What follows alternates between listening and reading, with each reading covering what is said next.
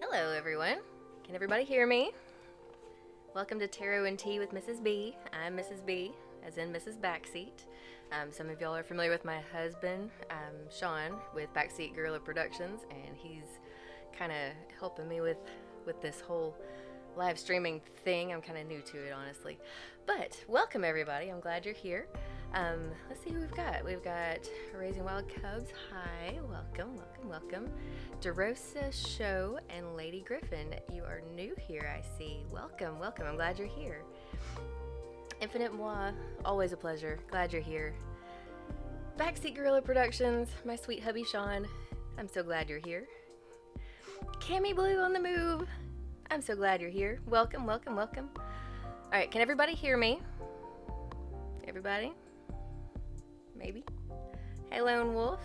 Nice to see you. I hope I'm not leaving anybody out. Pardon me. Okay, so what I'm going to do tonight is I have an I Am Satan. Hello, I Am Satan. Nice to see you. Welcome, welcome. So I'm going to do a 3-card reading for anyone who requests it up until probably about, let's see, it's 11 now, so, you know, maybe 1:30 I'll be wrapping things up Central Time. But if anybody would like to have a little 3-card reading, just kind of a little sample reading, I will be glad to do it for you. What you would do is you type !join in the chat, and it will add you to the queue, and I'll be glad to read for you. So, does everybody understand how to do that? I hope so. Like Cami did, !join, and you're in the queue. I see you. Okay, so, and next is Lady Griffin. All right. So, if you have like a specific question or anything or topic that you wanted me to read on, you know, you can let me know as well. But, excuse me. But we've got 4, so I'm going to go ahead and get started. Cami jumped in there first, so we'll go with Cami first. So, Cami, if I remember correctly, you like the Moonology cards, is that right? If you want something different, let me know.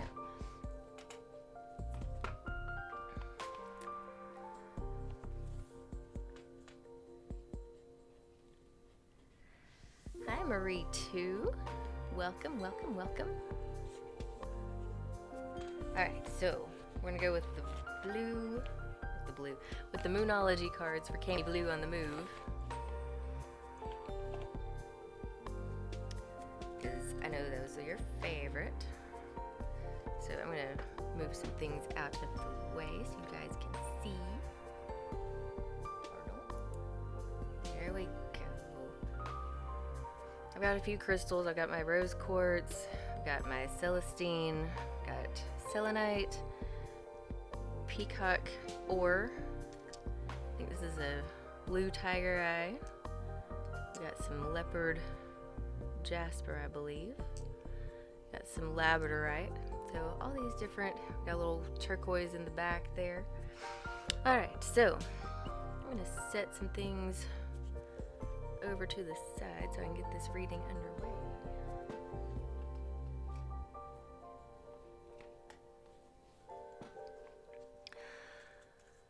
Alright, so how's everybody doing tonight? Saturday night. It's the weekend. I'm just chilling. Shuffling. Would help if I showed you how I was shuffling, wouldn't it?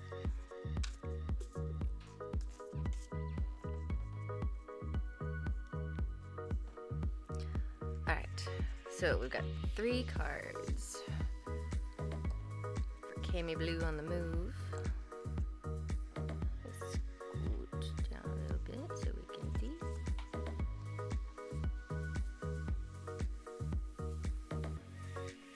Move things up a little bit so everything can be seen. Okay. Sorry, I got to mumbling there. I apologize. All right, so we have luck is on your side, new moon in Sagittarius. We have the end of a tough cycle approaches, full moon in Capricorn. End of a tough cycle approaches. And then we have new moon in Leo, confidence is your key to success. Confidence is your key to success. So, let's see, Cammie. Luck is on your side with Sagittarius new moon. So you've got some new beginnings happening for you, and it's like things are going in your favor really unexpectedly. Like you were expecting for things to kind of not go so great, and all of a sudden things are going really, really well. Like despite what you thought was going to happen. So luck is definitely on your side. Especially when you're starting something new. It's like, I didn't think I'd get it right on the first try, but here we are, and I did, and so awesome. Yay, right? Okay. And so then, so that's kind of the starting point here. And then we've got full moon in Capricorn. The end of a tough cycle approaches. So basically what this is saying is you've been going through some rough, difficult things. And with this Mercury retrograde, I believe it. With this Mercury retrograde in Pisces, it's like a lot of emotions have come to the surface, and it's been really tough to work through some of it. On top of Mercury retrograde just being Mercury retrograde and making everything difficult, you've got technical problems, you've got traffic issues. If something is gonna break, it's gonna break. You know, it's crazy. But it's almost over because on, I believe it's Monday, on the 9th, Mercury goes direct again. And so things will start smoothing out around then. And then on the 10th, we have a full moon in Virgo. And so things are going to start, getting a lot better at them. But you want to be careful about being super critical of yourself and being super critical of other people. But the end of a tough cycle is definitely coming full circle for you. It's coming to an end, and you're seeing the light at the end of the tunnel. Okay, and then you got confidence is the key to your success. Some people say, if you want to be successful, project confidence. Act as if you know what you're doing, and nobody's gonna question you. If you show up with a badge and a clipboard and act like you know what you're doing, people are going to be like, oh, well, they're official. They can do whatever they want. Whereas if you just kind of show up and you're just like, where am I supposed to be? What do I do? I don't know anybody, and just kind of shrink back, then people are going to be like, why are you here? What do you want? Are you a spy? Stuff like that. So it's kind of strange how that works. But, excuse me, you're finding your confidence. Whereas before you kind of doubted yourself and questioned yourself, and now it's like, oh, well, I'm just going to roll with it. Leroy Jenkins it and just go for it. And then that's going to help bring the end of this tough cycle. Okay. And then,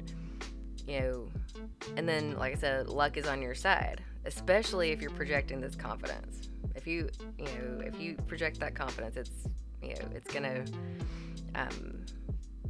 make things better. It's like it raises your vibration and attracts the outcome that you're looking for.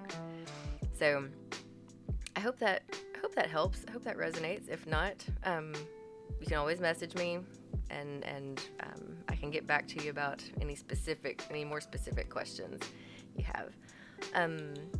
Tatiana Bonds, welcome. I'm glad you're here. Welcome.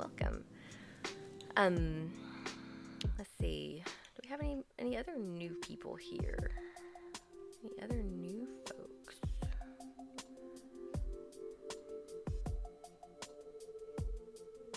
I think that's all the new people. I think I've spoken to most everybody in the chat. Let's see.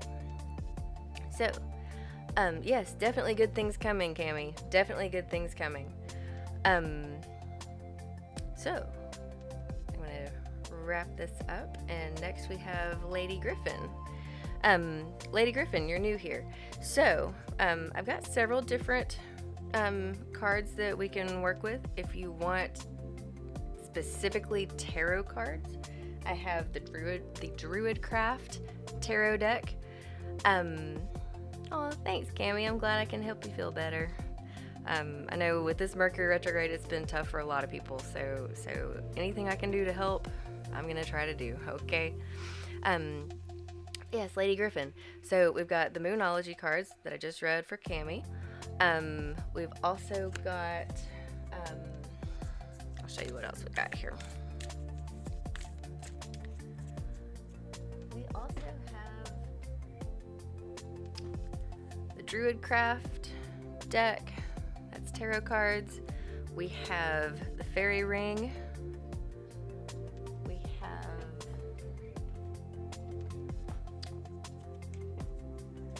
We have these Bob Ross playing cards that actually have like quotes on the back of them, like so. Can do that. We've got Gentle Wisdom of the Fairy Realms. We've got Witchlings. Uh-oh, I lost my focus. See if that helps any.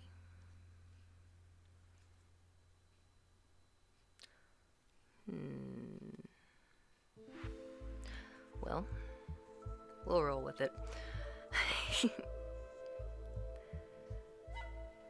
Alright, so we've got Bob Ross. We've got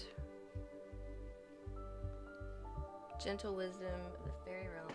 And we also have the Black Moon astrology deck. There, it decides to focus now. Yay. So, Lady Griffin, did you have any preference as to which deck you would like me to read from? I'm getting a bit warm, so I'm taking this jacket off. I hope nobody minds.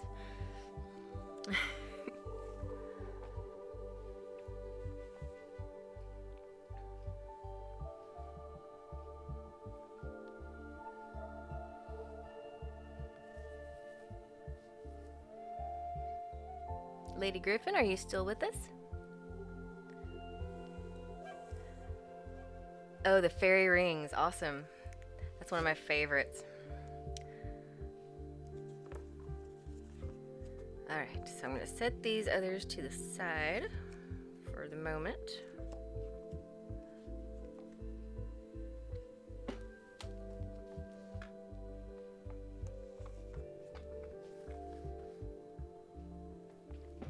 And we have the Fairy Rings. So, I'm just going to give these a quick shuffle. That one popped out. And two more popped out. So I guess these are your three. Oh, actually four popped out. So you got a bonus card. Alright, so let's see what we got here. We've got Spriggan. We've got the Wood Woes, the Wild Man, as it were. We've got the Grim, and we've got the Green Lady. Now, I'll be honest with you, it's been a minute, so I'm going to refer to the book on these, but I will give you my insight on what I think it's about too. Alright, so Spriggan is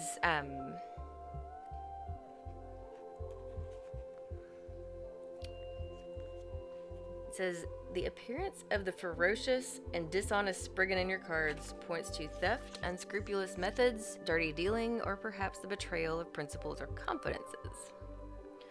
So you might be dealing with somebody who may not have your best interest in heart. Someone may not be entirely truthful with you. You may want to watch out for someone trying to steal from you, whether it be your personal information, your money, belongings, things like that. So you definitely want to secure things. I feel like this is a past thing, though. Something that you've dealt with before. Scratch Queen 407, hello, welcome. Marina, welcome. I'm glad you're here. Let's see. We've got I'm reading for Lady Griffin for those who just got here. Thank you, Backseat, for telling everybody about the join thing. I'm still kind of new to it myself, but welcome, just the same. Okay, so Lady Griffin. So you've got the Woodwoes. Let's see. This is the Wild Man. So it's saying here the Woodwoes represents the call of the wild and the original, leaving behind the known for the unknown. He is a breath of fresh air and indicates the rejection of established values and normal life overturned. However, there is a sense of optimism in the air, notwithstanding unexpected events and circumstances. The card may indicate a real person in the life of the questioner, a mature man who is lively, energetic, and noble, but unorthodox and unconventional, a man who throws everything around him into chaos. So this may be someone that you're dealing with that he's optimistic and positive, but he, like I said, throws everything into chaos. Very high energy, might be a little wild and crazy at times, but doesn't mean any harm. But definitely unorthodox. It's like, oh my goodness, I feel this sense of embarrassment. Like, this person, they might do something silly in a restaurant and all you want to do is crawl under the table because it's so embarrassing. That's the kind of feel I get from this one. It may be a family member, your spouse, a friend, something like that. I'm not sure how these two are connected, though.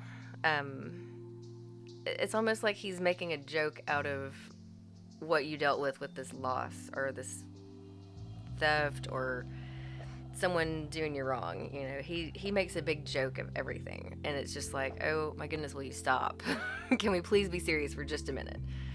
And so that's the feel I get from this guy. And then you've got the Grim. I know it looks very daunting, so please don't freak out. It's not meant to freak anybody out.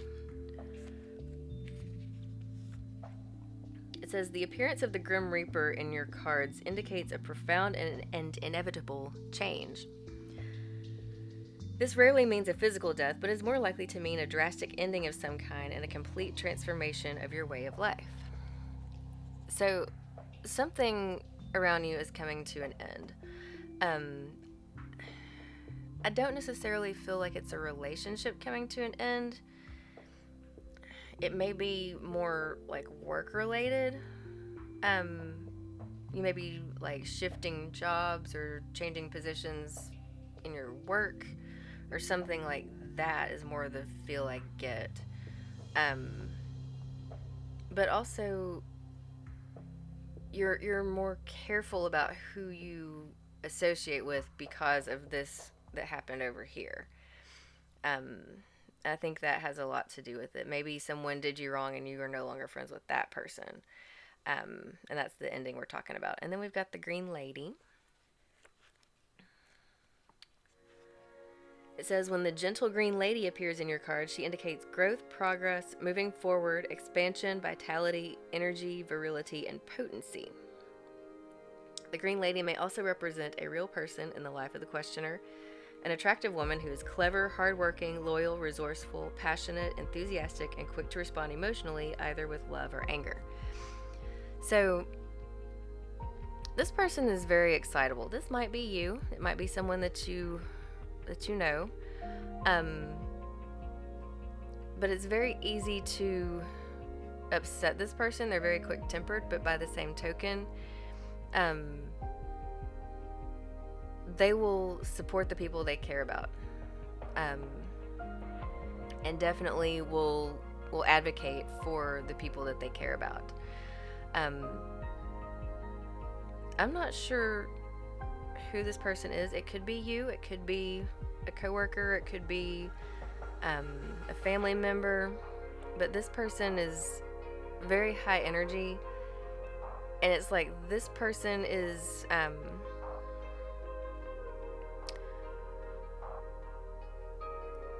this person's high energy matches this guy's wild and crazy high energy, but this is more controlled and more structured. And so they kind of balance each other. And so I'm wondering, since the Grimm is in between, if there was maybe a breakup or some kind of something happened between these two. And I feel like that might be the situation you're dealing with now.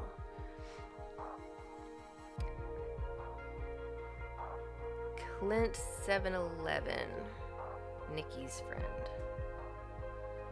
I think so. It's been a minute.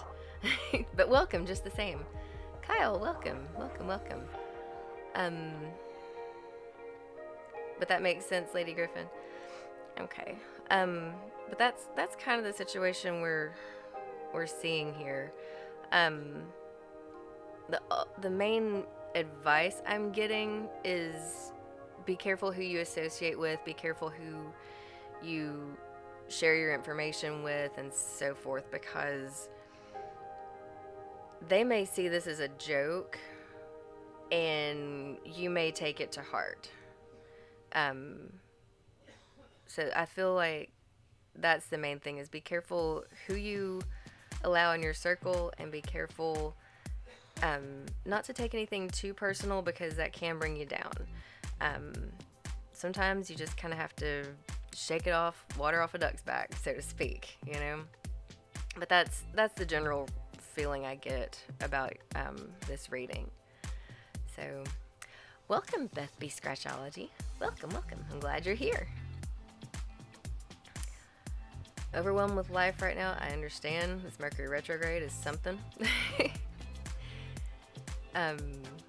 But I'm glad all is well. Eraserhead, welcome. Mr. Zim is meowing. That's my cat. Thank you, Lady Griffin. You're welcome. I'm glad it helped you feel better. Thank you so much. All right. Next, actually, is after Lady Griffin, I have Raising Wild Cubs. That's the next one. So, all right, Cubbies, what deck would you like to have? We can do the Moonology like I did for Cammie. We can do the Fairy Ring like I just did for Lady Griffin. I can do the regular tarot cards with the Druid Craft. Well, another card just flopped out. Let's see. What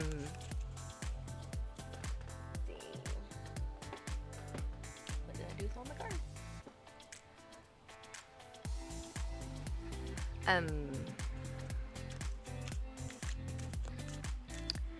See, we've got Moonology, we've got the Black Moon Astrology, we've got Gentle Wisdom of the Fairy Realms, we've got the Fairy Ring like we just did, we got Bob Ross cards, and I think that's everything. And the Witchlings, of course.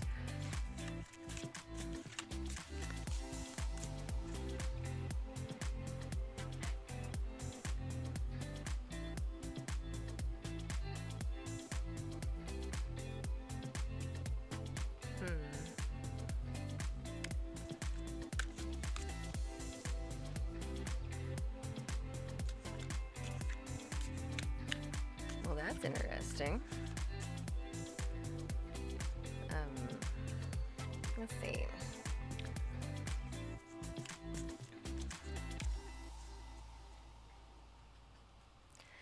So, Raising Wild Cubs, what would you like? Yes, thank you, mods. You guys are awesome.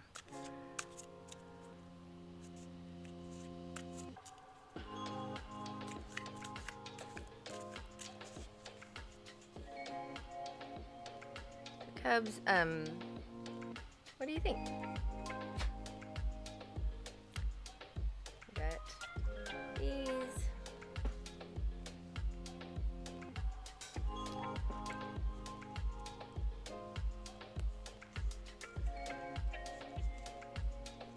Uh-oh.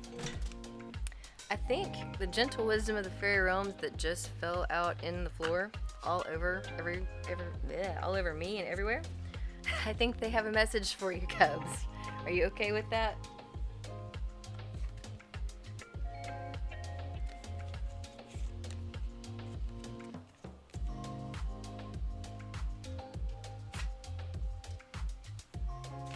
One moment.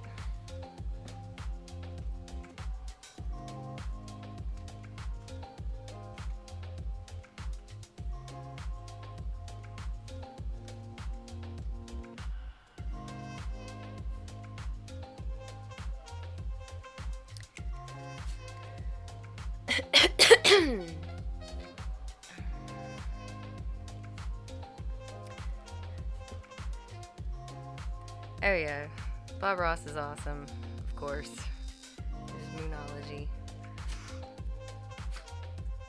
So, Raising Wild Cubs, I think I'm going to go ahead and read Gentle Wisdom of the Fairy Realms for you. I hope that's okay. Just because they jumped literally off my desk. So, we're going to go with that for now. And if you want me to change it, I can always change it. But I feel drawn to these for you for right now.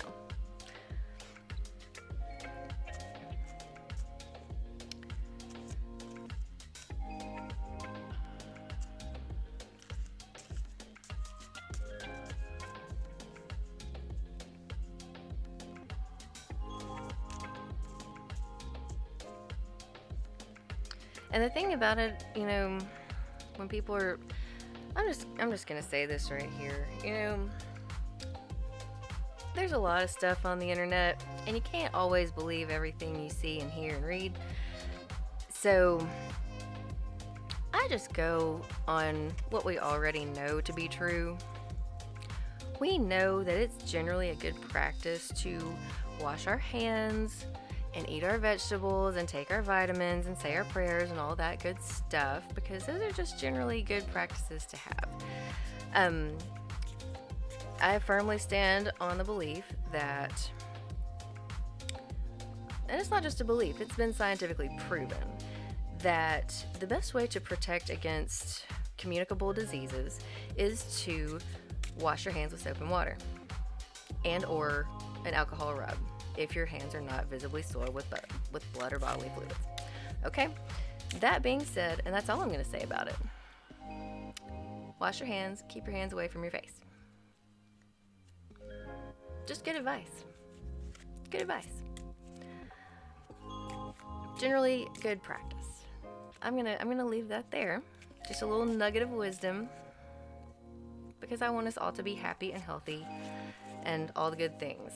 And so that's the truth bomb that I'm dropping at this moment. So, Cubs, are you still with us? Raising Wild Cubs, you still with us, darling? I'm shuffling.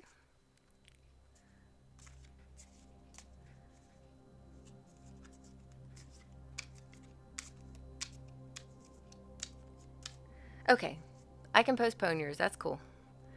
Soap and water, soap and water, soap and water every day, not just during the sick season. I tell the children every day, don't sneeze me soap and water. Yes, that is most excellent advice, Beth.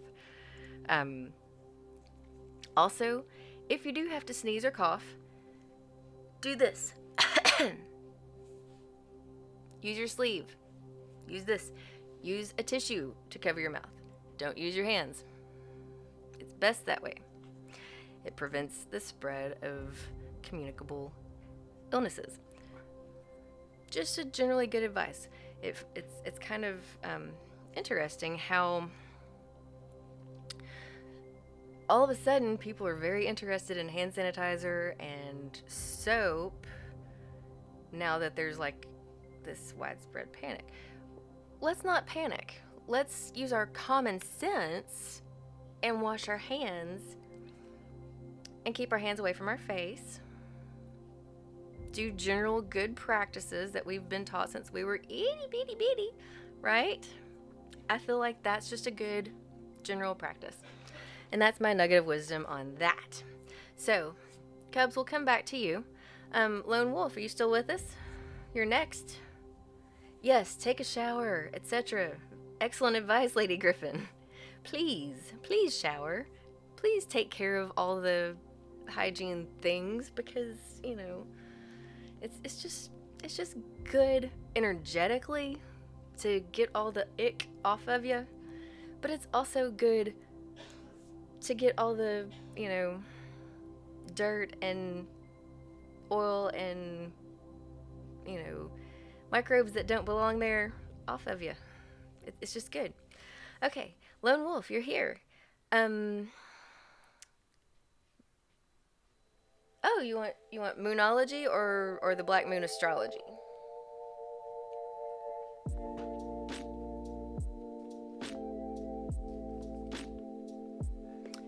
Got Black Moon astrology or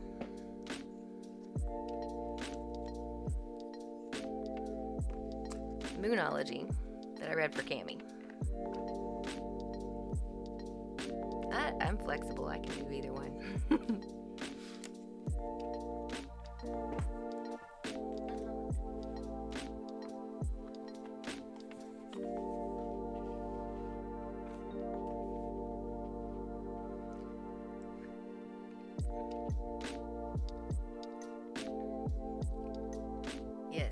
Yes, Marina. Keeping clean and being careful. Those are very important to the health and well-being of everybody, not just you.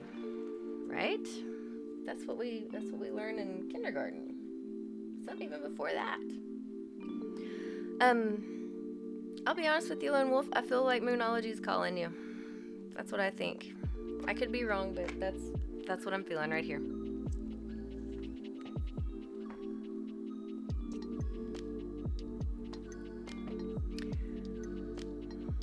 Being a water sign, showering extremely energetically rejuvenating. Yes, it is. I'm not even a water sign. I'm fire all over the place. I'm an Aries sun, moon, and Venus in a Leo rising. Fire everywhere, right?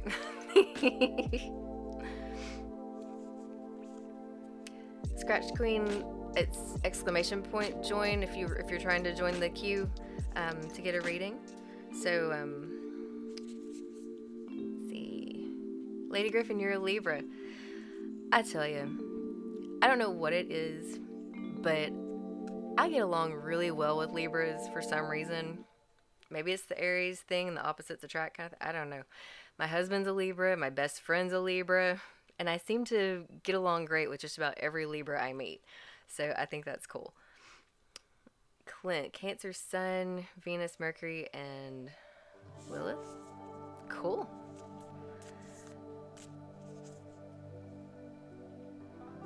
Sharks are the lone wolves of the sea. That's cool. All right, so Lone Wolf, here we go.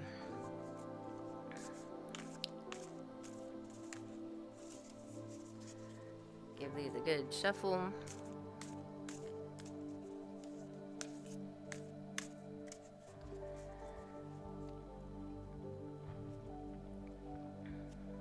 Scratch Queen's a Gemini, cool. Daughter's a Libra. Yep, Lady Griffin, that does make him a Capricorn.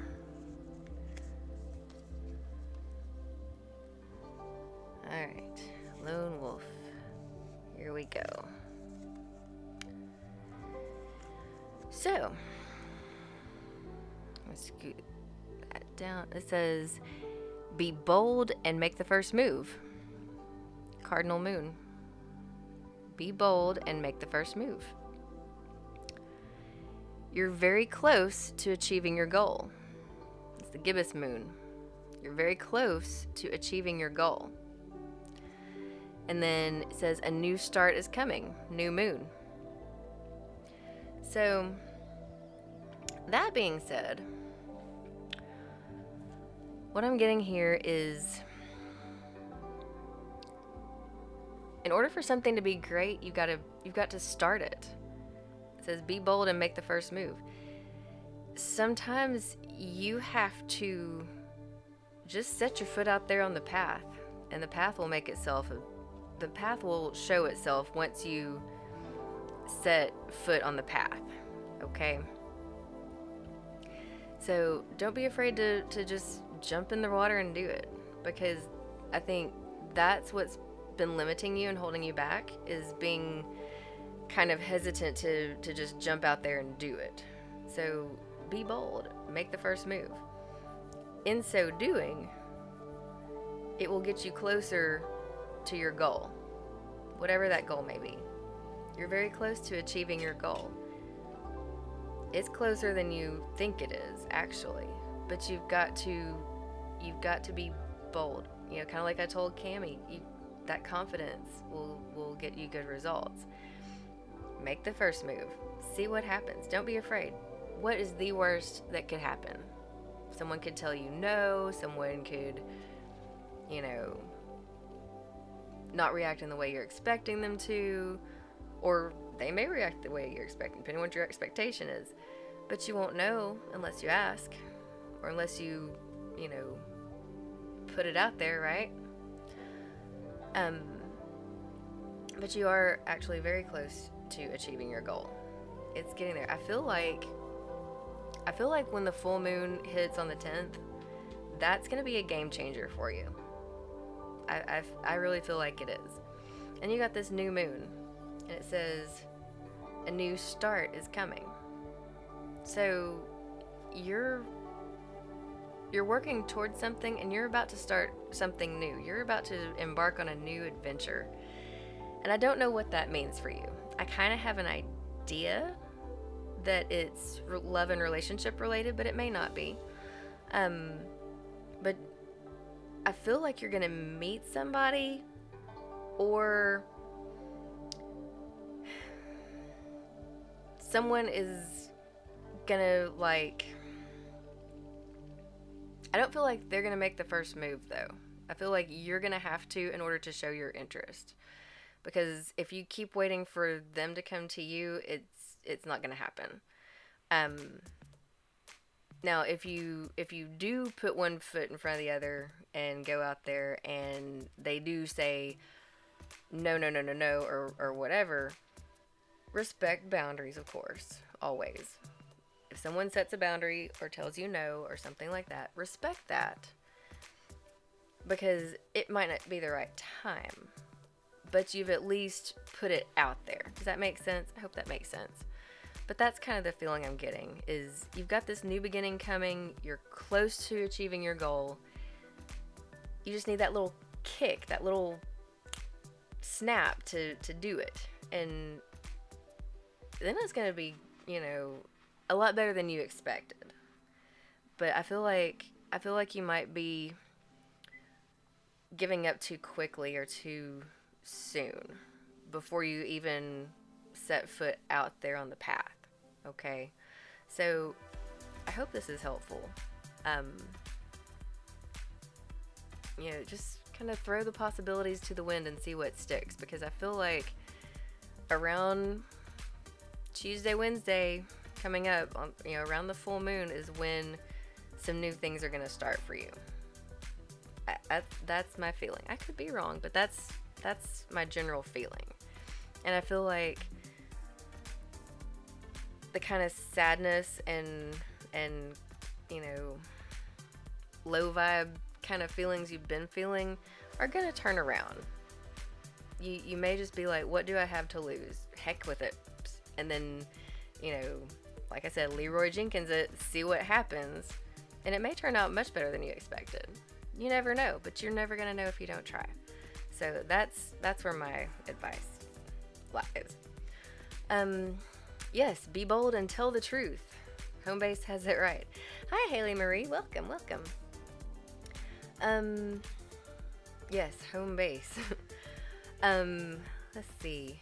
Yeah, we're doing great, Haley. I'm glad you're here. Welcome, welcome, welcome. Cherry Berry, hi, welcome. Lady Griffin, next time go with the Moonology cards. Okay. Next time we'll do Moonology. Let's see. Scratch Queen. I grew up in Jackson, Tennessee. And so, still from Tennessee. Sometimes that southern accent comes out more than others, especially if I'm very, very tired. But I don't sound like I'm from the South sometimes. So, so there's that.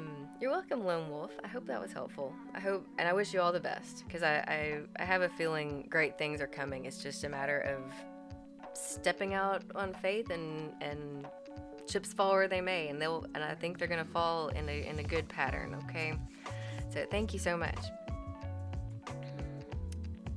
Lady Griffin, you're from Kentucky? That's cool. My brother used to work in Bowling Green a few years back.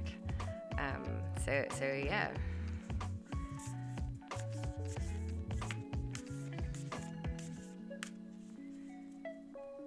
All right, Eraserhead, you falling asleep?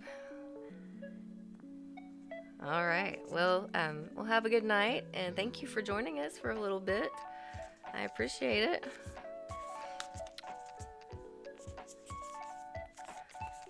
Okay, I'm fumbling these cards, so it's probably time to quit shuffling and move on.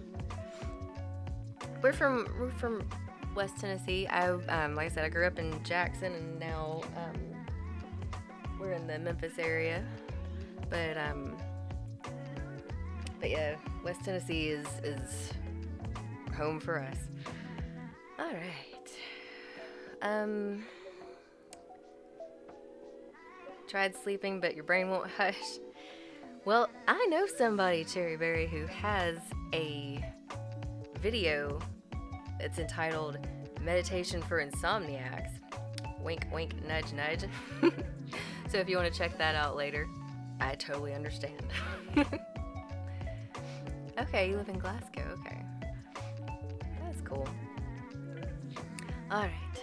So, next we have Tatiana. You still with us, Tatiana?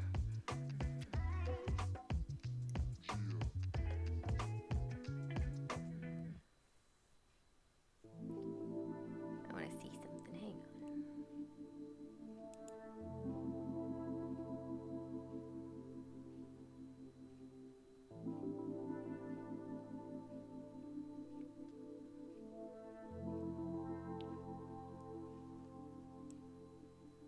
Hold on, I gotta see something.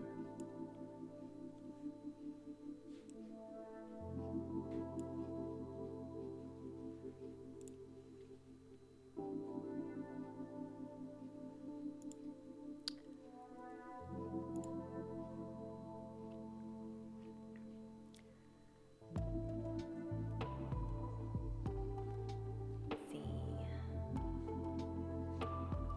Oh, Joe Arcade, welcome. Hi, glad you're here.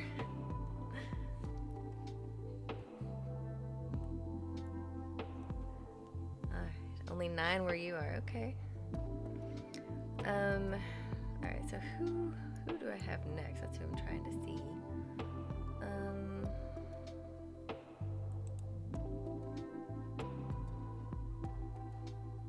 So Tatiana was next, and then Marina. Excuse me.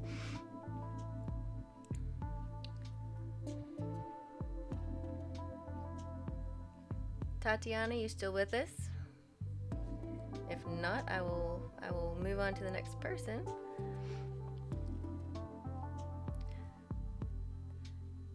Is the time change tonight? I thought it was next weekend.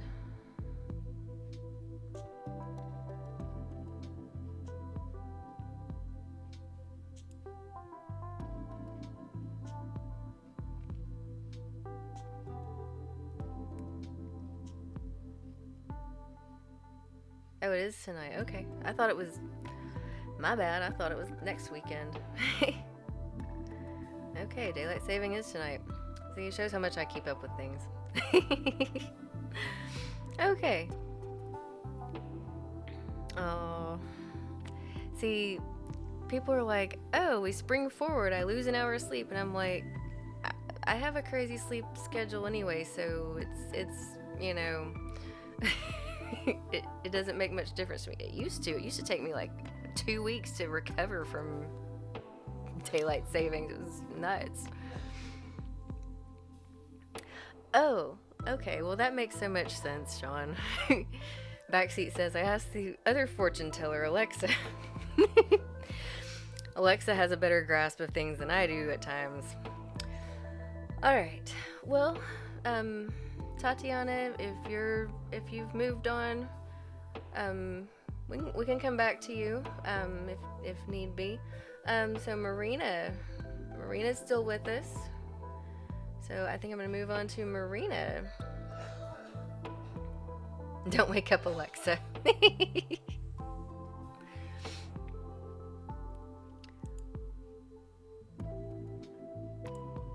All right. So, Marina, what deck would you like? I've got Moonology. That's been a popular one tonight so far. We've got Gentle Wisdom from the Fairy Realms.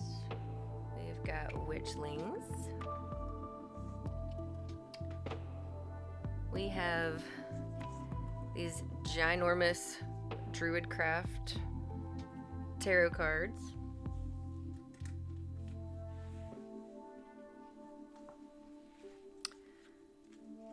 We have Bob Ross. And we have the Fairy Ring. So, oh, Cubs. Cubs is back. Cubs, did you want me to... Marina says Cubs can go before me. She was here first. Cubs, do you want to go first before Marina? And then I'll come back to Marina.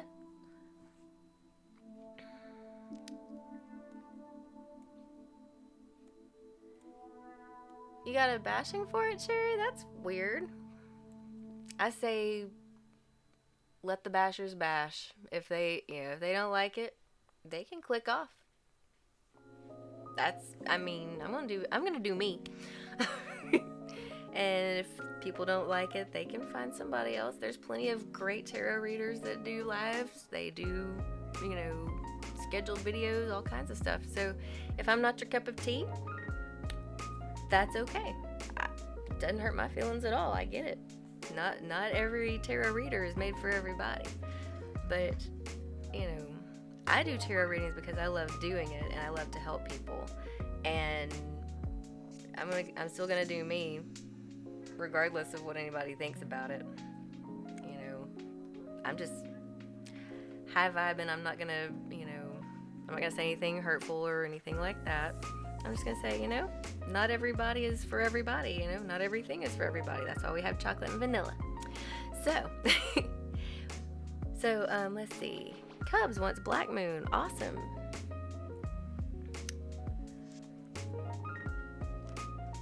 So I'll scoop these out the way, and we will go with Black Moon.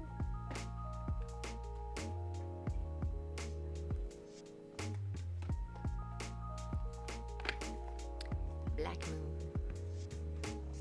Exactly. Be you, be true. Wise words of wisdom there, for sure. Stephanie Ellis, welcome. I'm glad you're here. Come on in. Welcome in. Welcome in. Tell me who you're trying to be a tarot. Then tell him, dang Skippy. Yeah, I'm trying to be a tarot reader. What of it? Sorry, Aries came out for a minute. Yeah, I'm trying to be a tarot reader. And your problem is what? Okay. That's just how I feel about it. Yes, thank you, Homebase. Thank you so much. Haters they've always got something to say. Always. Do what makes you happy. To thine own self be true. For sure. Head so big they call our headquarters. Love it.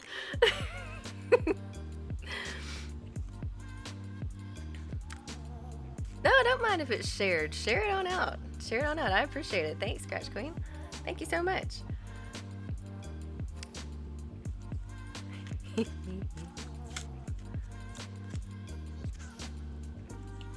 All right, so Cubs with the Black Moon astrology. That's what we're doing.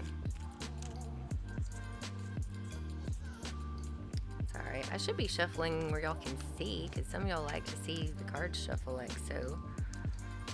And I'm left-handed, so for those of you who can't appreciate left-handed shuffling, my apologies. All right, so Devil's worship, what?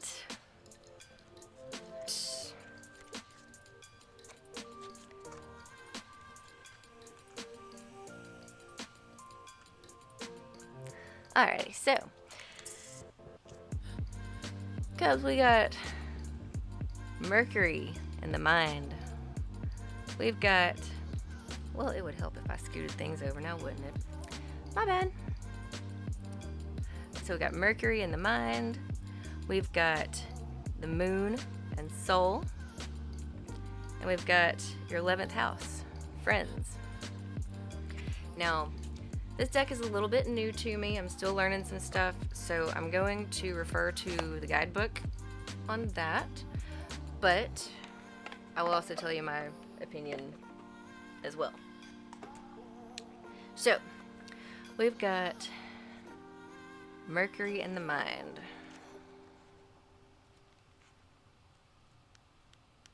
And since Mercury's in retrograde, you know what that means? Okay, so when Mercury is in retrograde, it appears to be moving backwards from our point of view on Earth. So it's in the sky, and it looks like it's moving backwards through the constellations, but really it's just like at a standstill. And so, but it affects, Mercury affects communication and the mind, like we said. And so it's, it can kind of affect how we receive messages and how we receive messages, but also how we communicate with other people. So there is a lot of miscommunication, things go haywire, fax machines don't want to fax, stuff like that happens during Mercury retrograde. Depending on what sign it's in when it does that, it kind of dictates how people are going to do. Like right now, Mercury retrograde is in Pisces, and so the past couple of weeks have probably been super emotional for some people. It may have been really hard to make decisions for some people, stuff like that. When it's in other signs, it has a different vibe altogether. This was supposed to be an easy one, but from what I'm understanding from other people, it has not been so easy. So anyway, Mercury in the mind. If you want to tell people the truth, make them laugh, otherwise they'll kill you. Oscar Wilde said that. If you want to tell people the truth, make them laugh, otherwise they'll kill you. Okay, so Mercury, the planet of intelligence and talking, is the closest planet to the sun, also making it the fastest planet to move through the zodiac. The Mercury card suggests you must put effort behind your talk. So you got to be able to back up what you're saying. You can talk some stuff all day long, but you got to be able to back it up. I talk a big game sometimes, and I try to back up what I say, but sometimes it's like if I'm playing poker or something, and you got that, I might be bluffing, I may not always back up whatever I have to say. But anyway, so Mercury is also a comedian and can be a bit of a trickster. Just when the energy seems to be flowing one way, Mercury changes the direction, right? Might we add, Mercury is spontaneous and insanely flexible. Mercury is the wisdom and the stupidity found in intelligence. When it's not connected to the heart or the feelings, Mercury maximizes the imagination, but can also symbolize the liar when it comes to double talk with mixed meanings. It is the planet of gaslighting, causing purposeful confusion in the minds of others to gain something not really deserved. However, Mercury shows how mentally sharp and flexible we are, our mental range, and how eloquent. Mercury tends to be chatty, superficial, and into playing games, psychological games, or other types of puzzles. Mercury governs friendly relationships and also the Freudian slip, where you may say something that doesn't come out as intended but actually reveals your real thoughts. When the Mercury card presents itself in a reading, it's time to use all of your mental faculties to get your point across. Words and how you use them are very significant. It may mark a period where you either have to talk your way out of something or talk your way into something. Whatever the reason or occurrence, how you communicate through writing or speaking is of utmost importance here. Composition, writing, or editing may figure in. In this Mercury retrograde, anything can be taken any type of way. If you're writing a letter, you want to reread it and reread it and reread it before you send it, just to make sure everything's kosher, okay? It's not time to stay static or to sit still. Beware of gossip and other scandals. The important thing to remember is that what you say in this situation can and will be used against you, so choose your words wisely. Mercury also rules over technology, so if your question is about a career or job, you may be certain mastering some newer form of technology is about to come into play. Since Mercury is the planet of speed, you can expect to see fast developments. Mercury is the mental, most definitely infinite.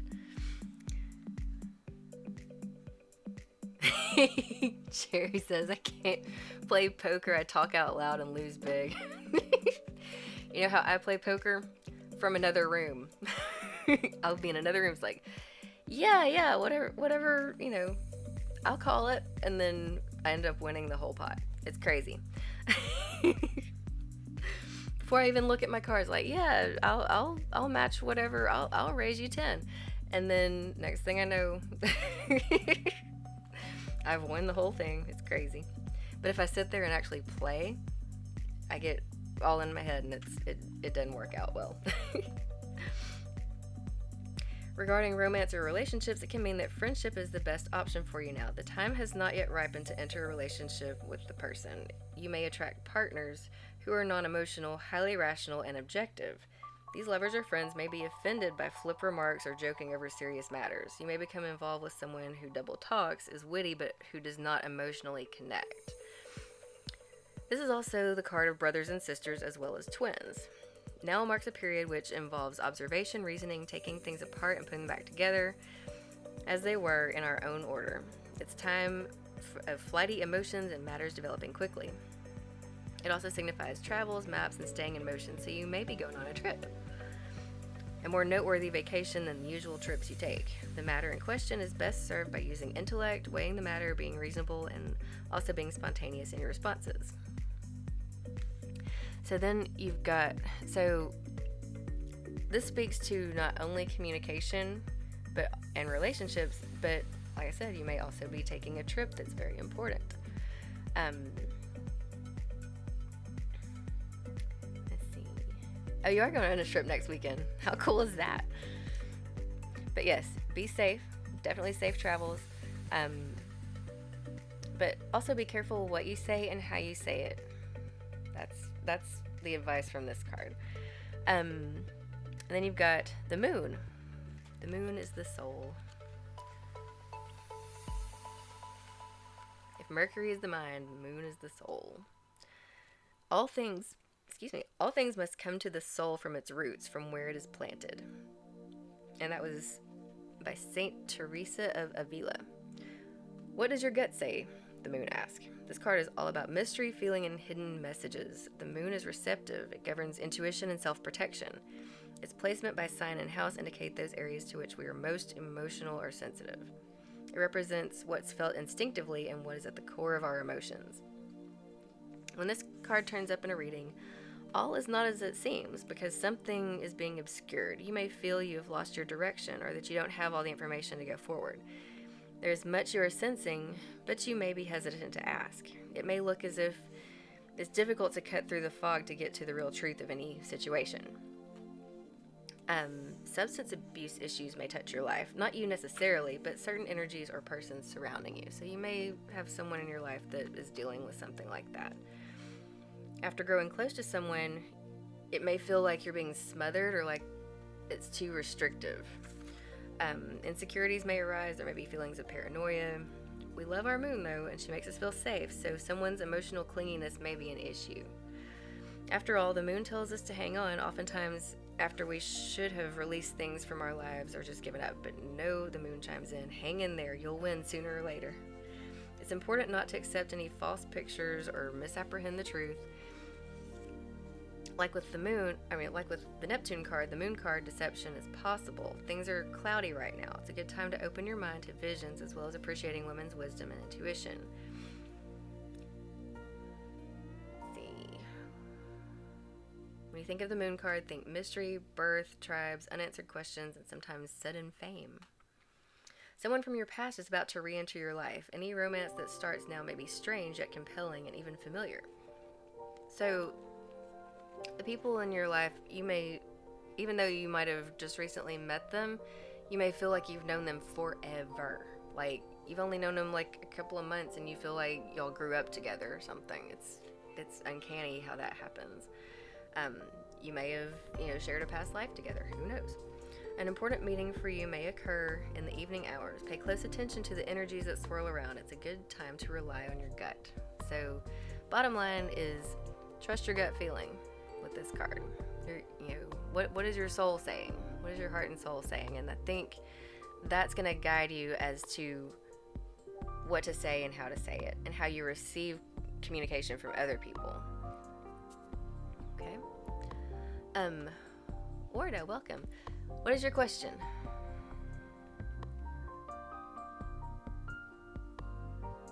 Okay.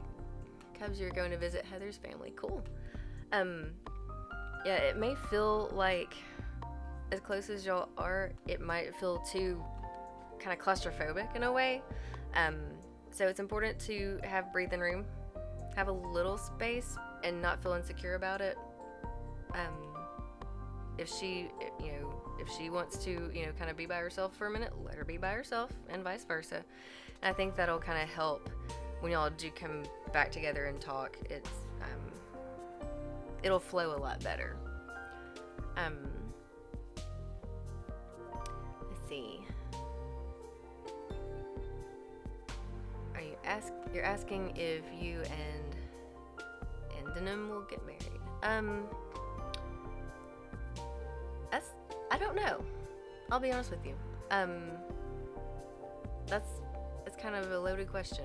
I can't just kind of answer that just without a little more background.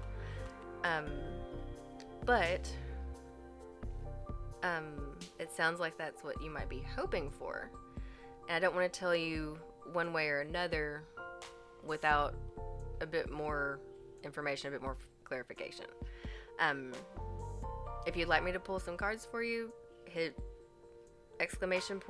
join, and it'll put you in the queue, and I'll get to you whenever it's your turn, and we'll kind of go from there. But at this point in time, I can't tell you definitively yes or no. You're a Cancer and he's a Leo. I can tell you some challenges you might encounter with you being a Cancer and him being a Leo, but I can't tell you the end-all be-all result of that. So Cubs, we're on to the 11th house, friends.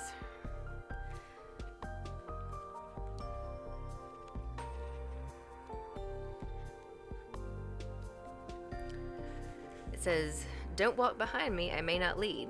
Don't walk in front of me, I may not follow. Just walk beside me and be my friend. It's an anonymous quote. It says, the three graces of hope, faith, and charity, the bonds of friendship. Rely upon support from friends and other associations. Don't attempt to go it alone. You will need help. The 11th house is all about associations and how we connect to others. It's the house of group alliances, ideals, and our aspirations in our social arena. The 11th house is commonly referred to as the house of friends, but it is so much more than that. It has everything to do with the collective that comes from groups, people who identify and align with each other, and to make social change. By combining our energies with others, we can make our world, but more importantly, the domain of others, a better place. It has to do with your destiny, what we decide to give before we leave this earth, our soul's purpose. The 11th house deals with the greater good and living up to an ideal. It says we're not in this world alone. It points out how we are distinct, as a reminder that we are unique among groups of friends. When this card turns up in a reading, the focus is on friends, what groups you belong to, and who you associate with. To achieve your objectives, pooling your resources with those of others may be necessary. There will be changes in your friendships and associations, or possibly you may be able to achieve an important goal or desire based on who you know. Sometimes it's all about who you know. If you know certain people, then they may be able to recommend you to, like for example, when I was in college, I'll show you that. When I was in college, we had to have letters of recommendation in order to start an internship, for example. And so that's why we had to make sure that our grades were good, we participated in class, our instructors knew who we were, and that kind of helped them know you better so that they could be like, hey, this person has these qualities and can bring something great to the table for this company, for example. Let's see.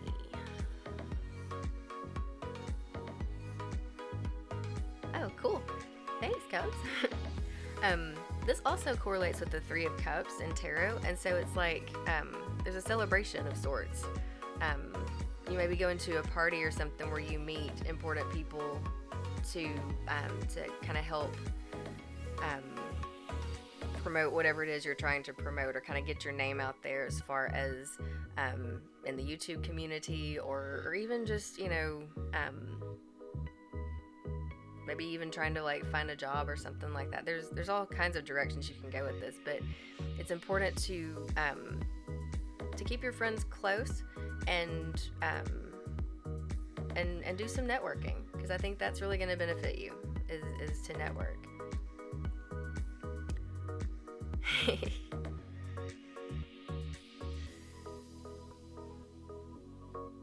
Remember, backseat says Jinx Cubs. Remember when we were kids and we would say, Jinx, you owe me a Coke. So backseat, does Cubs owe you a Coke? Oh, your best friend Sydney will be the friend. Okay. Cool. Well, I hope that was helpful for you, Cubs, and we will move on to the next one if it's all right with you. Let's see, who do I have next?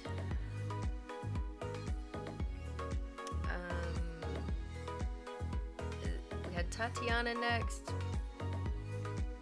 How did my numbers get switched around? Or maybe I'm confused. I thought we said Tatiana had left us, so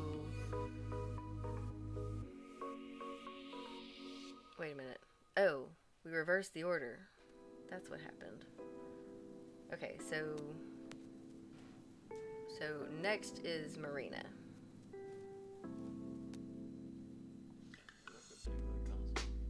Console. Here. Go back into the book. Go in there. Left side, console. Sorry, backseat is guiding me. On the right, Bottom right. Scroll. Okay. So it's not letting me scroll anymore. Alright, where do you click on the Click on the queue? queue. And you can sort by time. Sort by time. How do I sort by time? Mouse to the right. Ah, here. Click on it again. Click on it one more time. Okay. There you go. That's Okay. the queue. Then you can just navigate it down. Thank you. Okay. Sorry about that, guys. I had to have a little guidance from backseat. Like I said, I'm still learning. Alright, so next we have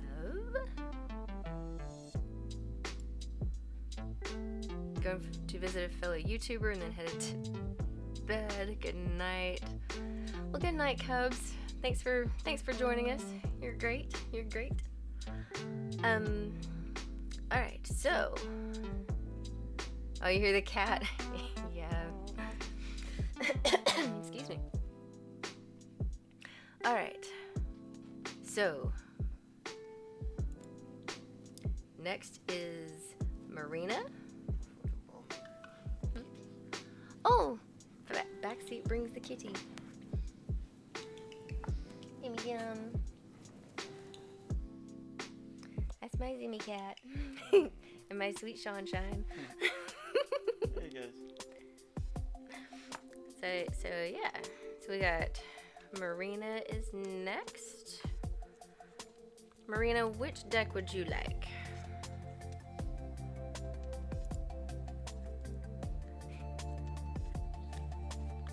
Question is, what can you tell me about my future spouse? Choose whatever deck's calling. Okay.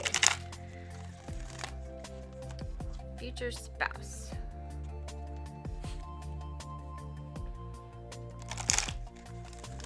I'm just shuffling. Clear that energy out. I feel like the fairy ring is calling. I think that's for some reason calling. So, the fairy ring.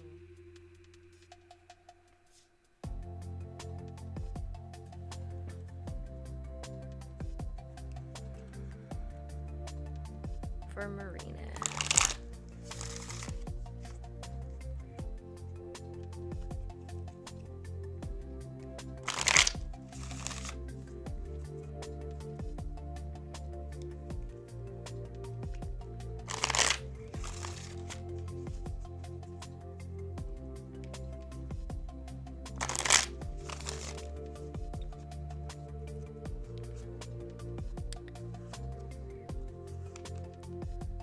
All right. So, again, I'm going to refer to the book for a little guidance on these, but then I'll tell you what my twist on it is. So, you've got the White Lady.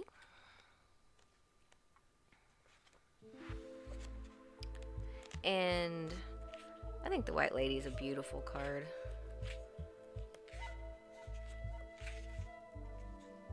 And so she's,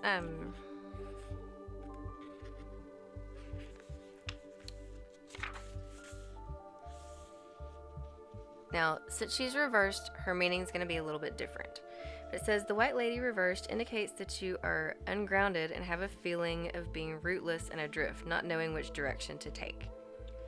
The reverse card may represent a real person in your life, a shallow, superficial young woman who only cares about herself. She may seem to be a friend, but she is using you for her own ends. So this may be someone you're dealing with that is kind of manipulating you, or you may feel like they're manipulating you. Let me sort these out a little bit so you can see better. There we go. So that's the reverse meaning. You may feel like you're not really grounded and you're just kind of flying by the seat of your pants, and that's not nearly as fun as it sounds, I promise. But it's like, oh my gosh, what is my life? Is kind of the feeling I get here. Not so much that you're dealing with someone who is manipulating you. There may be some of that, but the main gist I'm getting here is more, oh my gosh, what am I doing with my life? It's like I do the same thing every day. It's not going where I want it to go. I'm kind of in a rut, kind of stuck, but yet drifting. Does that make sense? That's kind of the feeling I get on this one. And then you've got the fairy heart, which is a deer. I've been seeing a lot of deer lately. We saw like 8 deer when we were driving tonight. It was crazy. So I feel like the deer mean something. Maybe this will tell us what the deer mean. So since it's upright, it's the fairy heart. And it says, when the fairy heart appears in your cards, it challenges you to follow wherever it may lead. Though this may sometimes be difficult and unpleasant, it will engender changes that prove beneficial in the end. You will develop and grow immeasurably if you meet the challenge with courage and determination. The White Hart is a messenger from the higher realms, calling on you to pursue your life quest. So maybe that's why you're feeling kind of drifting, like you don't really have any direction, is because you're still trying to figure out what your passion is and what it is that you're wanting to do, what you're wanting to accomplish and contribute to make the world a better place. What is your gift to the world? And I think when you realize that, then all sorts of great things are going to start coming your way. It may take a couple of times to kind of meditate on it, and just kind of clear your mind, and it'll come to you. You might see yourself, working in the medical profession, for example, or being a teacher, or owning a restaurant. There's all sorts of different paths you can take, and I think any of them are great. Pick one, because you're going to learn something out of any and every life experience, and it's going to prepare you for the next life experience. So don't get so hung up on which one should I choose. Pick one, give it your all, give it your passion, and then that will attract what it is you're trying to attract. And then we've got the Will o' the Wisp reversed. To me, it looks like a naked man running on water. Okay. I don't know what that's going to mean for you, but let's find out.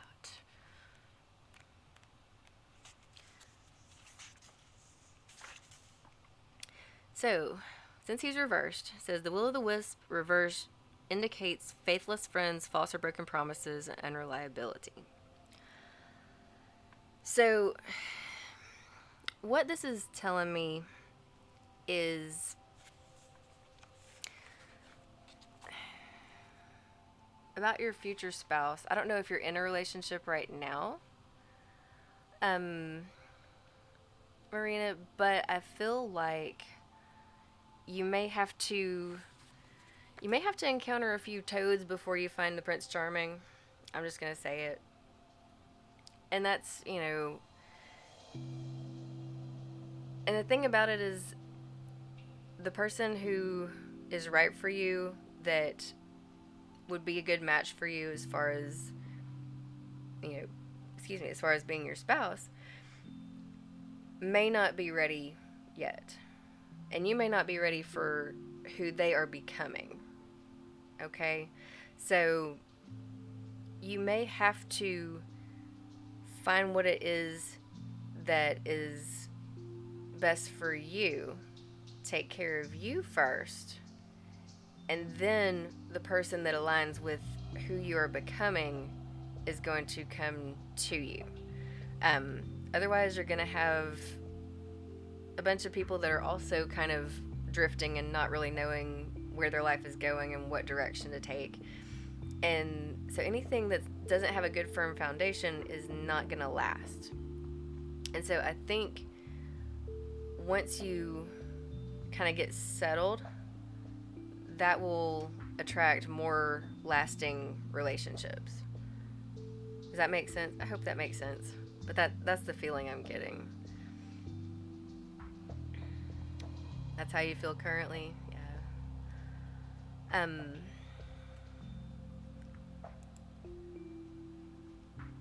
You're quite welcome, Marina. Thank you so much for coming in and letting me read for you.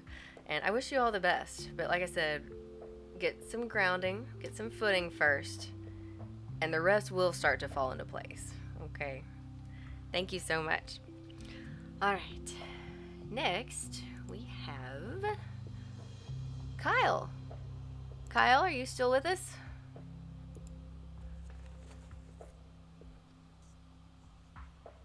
Is Kyle still in the house? Kyle still with us? Hi, Kyle. What deck sounds good for you? What deck would you like for me to read for you? I've got the fairy ring like I just did.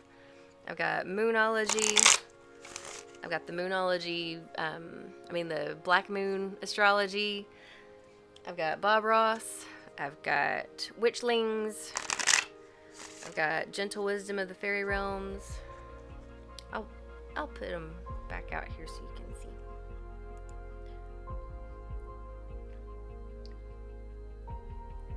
Whatever you think's best. Aw, Cherry. It says, wow, your voice alone has eased my mind, plus the music in the background makes me want to sleep. Thanks. Thank you so much.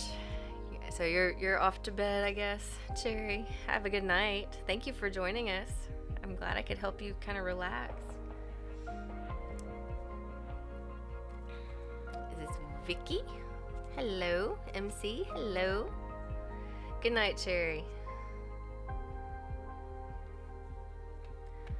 Alright. Kyle, I think Bob Ross is calling you. Jakari, hello. Caitlin. Caitlin, if you'd like a reading, you would do exclamation point and type the word join, and that will add you to the queue, okay? And I'm just pulling the 3 cards and just kind of rolling with it. Alright, Vicky's joined. Awesome. Alright. So Kyle, we've got Bob Ross.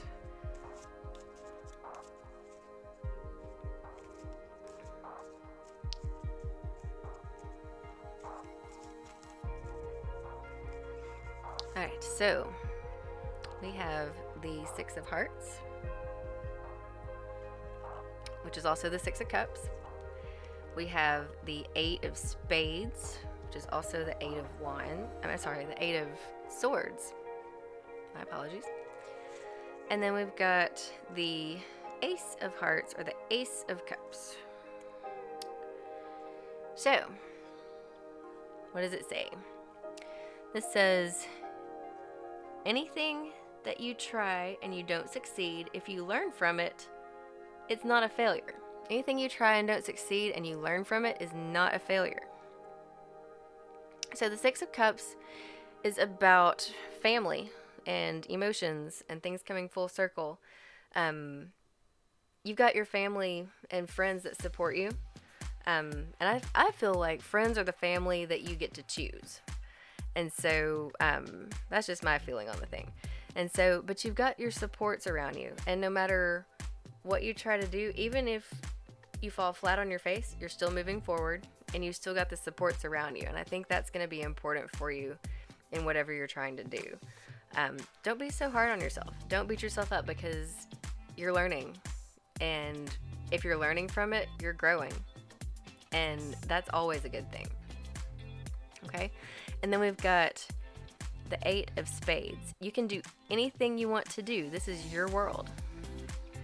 That is so true. You can do anything you put your mind to. All this self-doubt and beating yourself up, don't do that. That's not good for you. Keep the vision. Do what it is that you think is impossible. Make it possible. Do it. The 8 of Swords is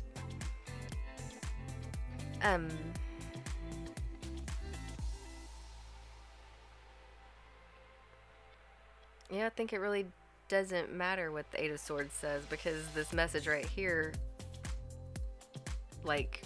overrides that. It says you can do anything you want to do. This is your world. Own it. Make it what you want it to be. That's the main feeling I'm getting from this. And then you've got the Ace of Cups. And success with painting leads to success with many things. It carries over into every part of your life. And so the Ace of Cups, an ace of anything is a new beginning. And with the Ace of Cups, your heart is overflowing. You are just overwhelmed with love and appreciation for those around you. By the same token, you may have been experiencing something that has left you emotionally drained, but I really feel like your cup is overflowing, that you've got lots of support, lots of friends and family that have your back. And even if you may be doing something that's a little unorthodox or that is a little outside the norm, if it's making you happy and you're creating your world, they're going to stand behind you 100%.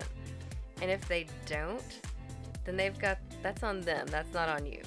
Okay?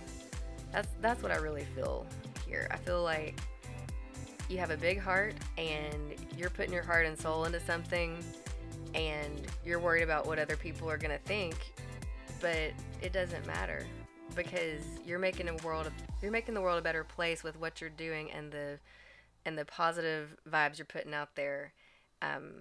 And the thing it is that you're doing is bringing positives into this world. And I think that's I think when the people you're worried about what they think, when they see all the good that you're doing, they're gonna be like, oh yeah, that's awesome, and they really do have your back. I think you're a little hard on yourself, and I think that's what's holding you back. That's my feeling about the situation, and I have no idea what's going on, but that's the message that's coming through. Let's see. Oh, hi, Tatiana, you're back. Had to take Dad to the airport. Of course you can. I'll go back and read for you as well as soon as I finish up with Kyle. But yes, Kyle, that's the impression I got from your cards here. Hi, Iris. Welcome. MC says, can you tell me if my person of interest feels the same for me? I can tell you what the cards say. I can't guarantee they're going to give you a yes or no. But I can kind of see what they say and go from there. So MC, are you in the queue for a reading? Not yet? Okay. Well, if you would like one, just hit exclamation point and then type the word join, and it will add you to the queue, and I'll be glad to read for you. Alright, so thank you, Kyle, for letting me read for you. Tatiana, you're next. I was wondering what happened to you, but I'm glad you're back. Thank you so much. Jakari, how many are above you on the list? Let's see. I'm about to do Tatiana, and we got 1, 2, 3. So total of 4 ahead of you, Jakari. Okay.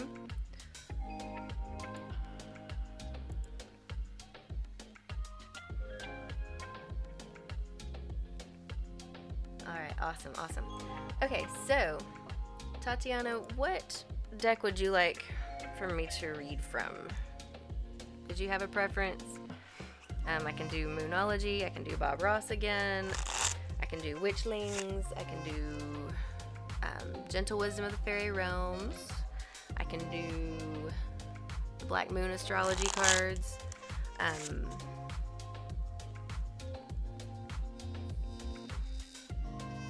that's Bob Ross, of course. Got Gentle Wisdom from the Fairy Realm. Got the Fairy Ring.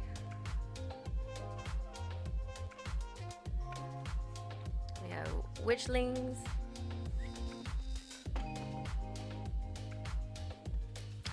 We have Moonology.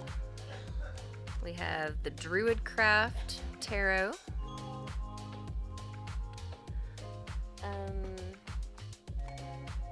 And we have Black Moon Astrology.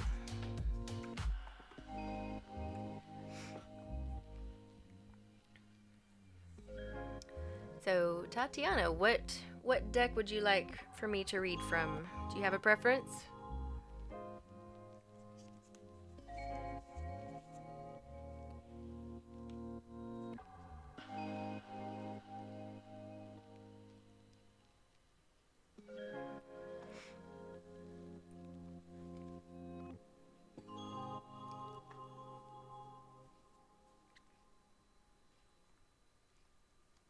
Tatiana, are you still with me?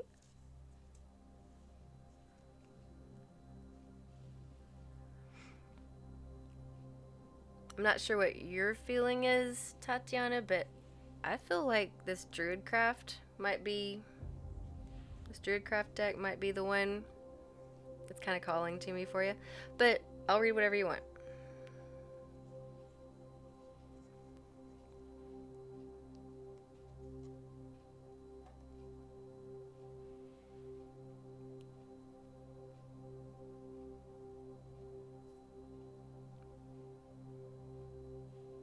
Is Tatiana still with us?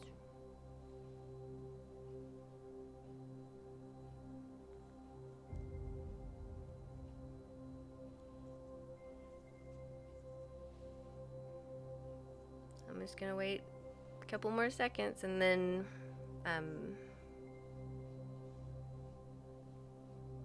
don't think she's with us.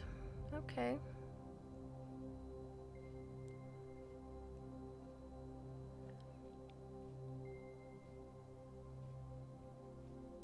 Alright, here's what I'll do, Tatiana. I'll go ahead and read your 3 cards, and then if you want to play it back later, you can. I think that might be fair because you did pop back in and say that you still wanted your reading.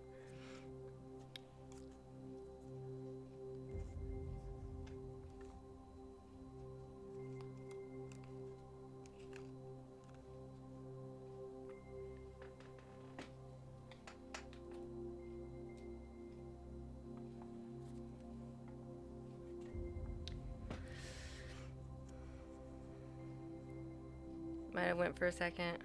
Okay. Well, I'll go ahead and read the Druidcraft for Tatiana, and if I need to switch decks, I can switch decks. Hi, Peanut Butter. Welcome. Welcome, welcome, welcome.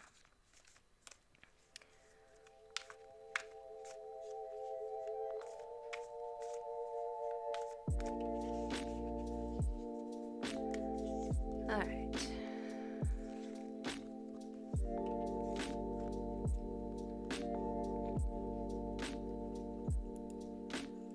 Alright, so Tatiana, what we've got going for you here, we've got 2 of Swords reversed, we've got the Queen of Swords, and we've got the 3 of Wands.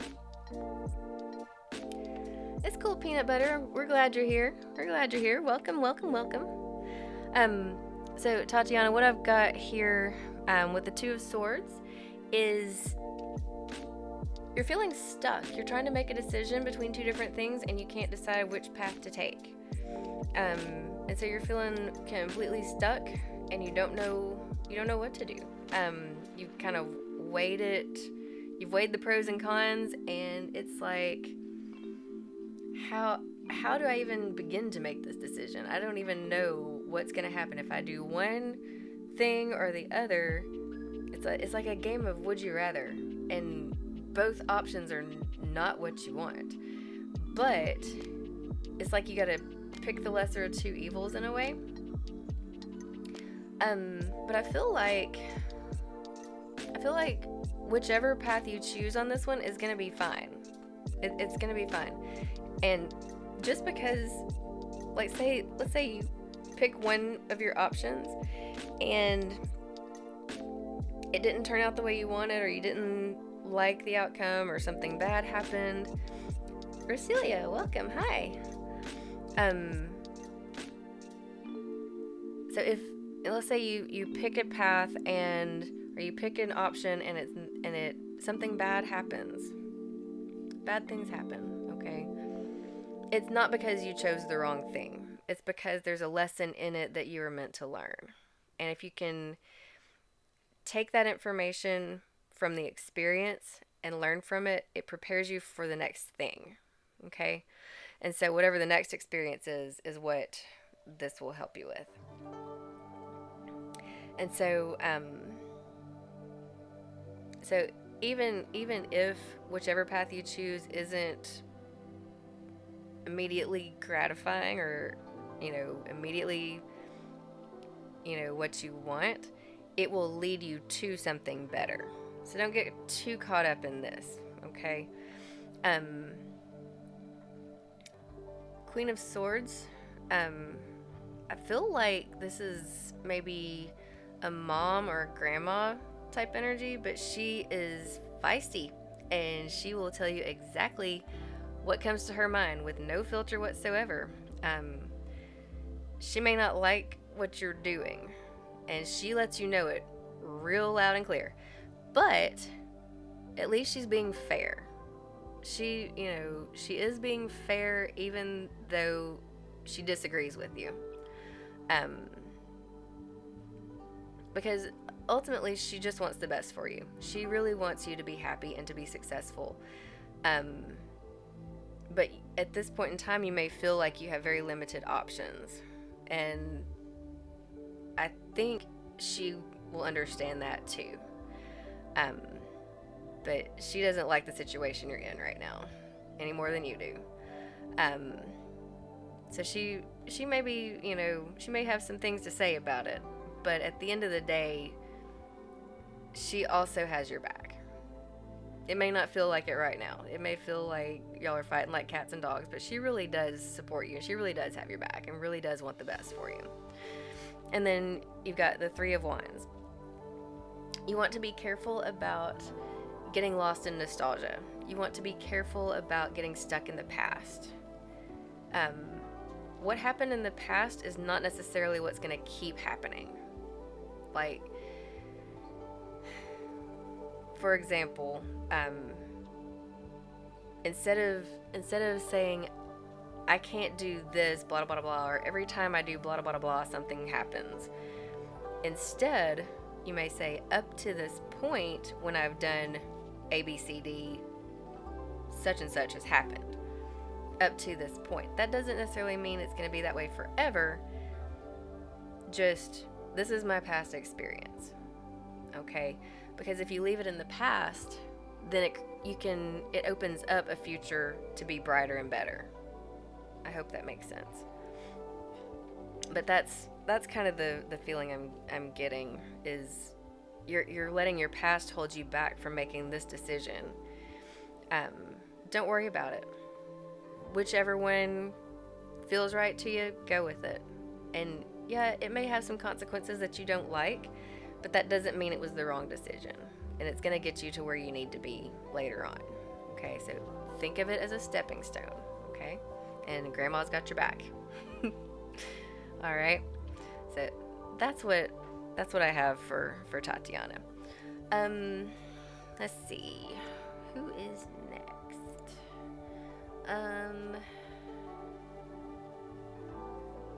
I've got Scratch Queen next. Scratch Queen, you still with us?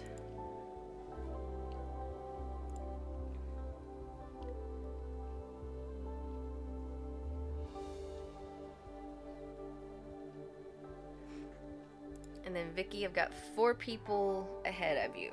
Okay. Scratch Queen, what deck would you like for me to read from? You have a preference?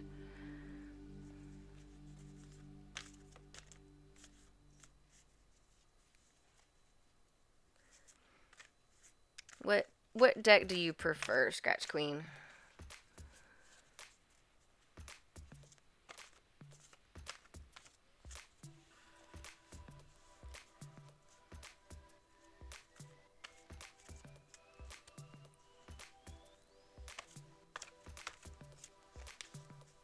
Not sure.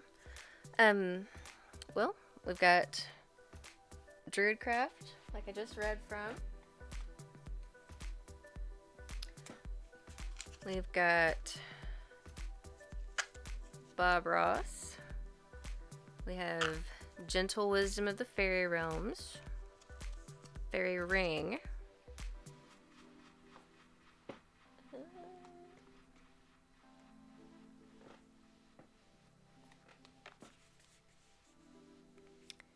We've got Witchlings.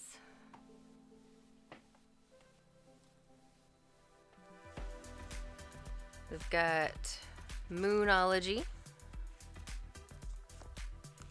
and Black Moon Astrology. Iris, how many in front of you? Let's see.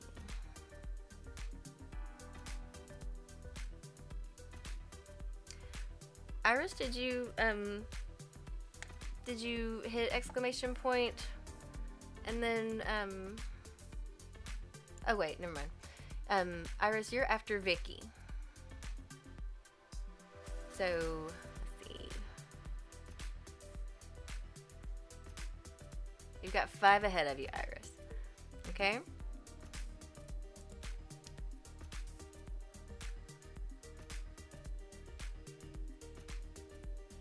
Alright, the first deck, that was the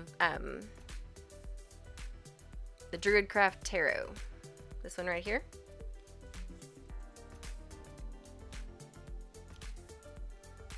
Awesome. Alright. Let's clear these out.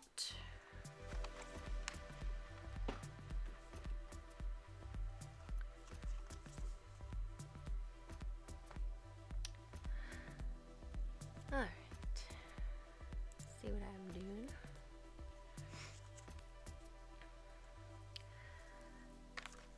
Alright, Scratch Queen. We've got the Druidcraft Tarot.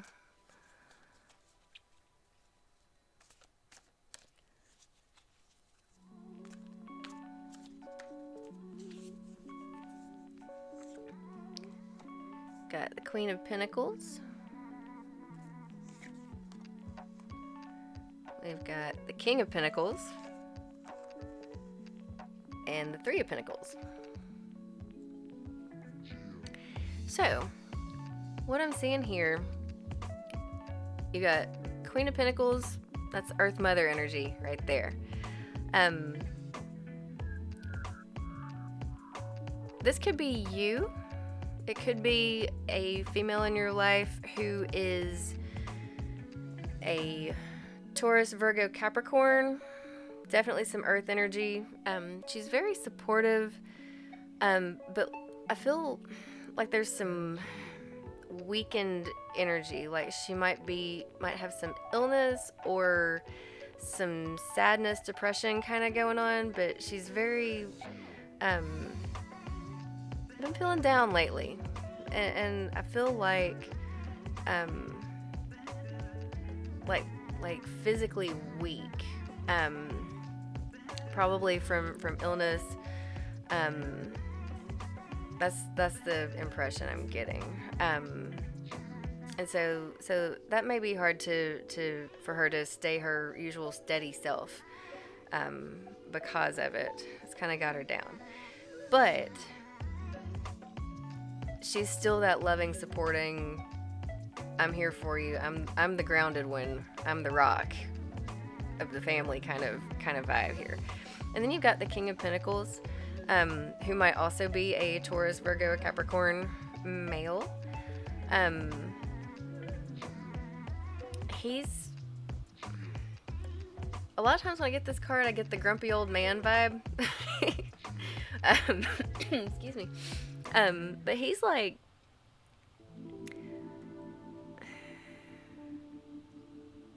and he may have his moments of being a grumpy old man, but he's very kind.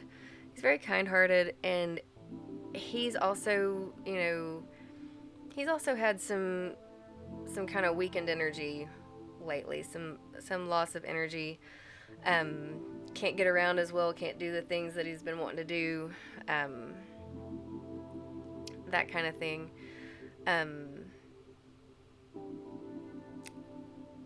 Usually he's really good with money, but lately it's been harder for him to keep up with everything, and so that may be an issue right there. I feel like these two, I don't feel like this is you. I feel like this is an older couple. I feel like they're together, and I feel like it's an older couple that's in your life that might need some assistance, might need some help. And then you got the Three of Pentacles, which shows that you've got the tools you need to do the work that you're trying to do, but you feel like all eyes are on you. And if you're like me, if somebody watches, like watches you do something that you're still kind of learning to do, you're gonna mess it up. You're gonna make mistakes, and that's okay. You've got to be able to flow with it, and that may be difficult for you at times. Um, so so what I'm saying is, the work you're trying to do, you've got what you need in place to do it. It just may take a lot more practice to get where you want to be with it. And yeah, you've got these onlookers, and they're watching your every move, and then you've got the cat that's trying to love on you, and you're just like, I'm trying to do this, I'm trying to fix the thing, and then the cat's like, brrr, and you're just like, ah! That's the kind of feeling I get from this card. It's like, you love the cat, but he's being really annoying right now. Excuse me. So that's the kind of feeling I get. But you really want to check on these two. I feel like you know who these people are. Check on them. Let them know that you're here for them. And it may be something simple like, you might need to bring them dinner one night or something, if they can't get out and get around as well as they used to. So I say check in with them, and just stay at it with your work and what it is you're trying to do, because that, you just keep at it, because you will get better with time. It just may feel like, oh my goodness, I've done this 1,000 times. Why is the thing not working? I can tell you, part of it's this Mercury retrograde. It's making everything kind of crazy. But after the full moon on the 10th, it's going to be a lot better. So that's kind of what I'm getting from this reading. Okay. Thank you so much, Scratch Queen. I appreciate that. I hope that was helpful. All right. So next we have, who is after Scratch? We have Warda. Is it Warda? Are you still here? Still with us? You are next. Thank you, Scratch Queen. Thank you very much for everything. I certainly appreciate it. So Warda is next. Warda, are you still with us?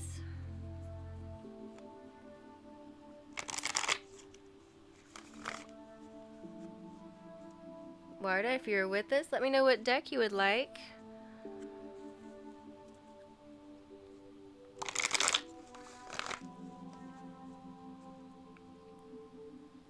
We got the Druidcraft like before.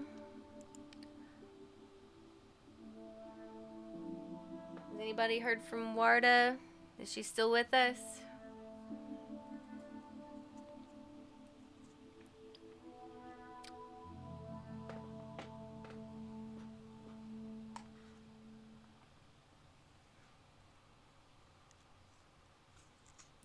Anybody heard from Warda?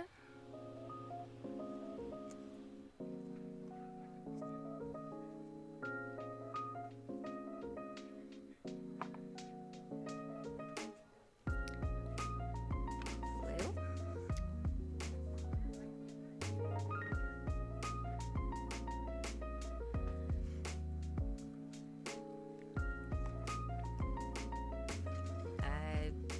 I guess Warda may have left us.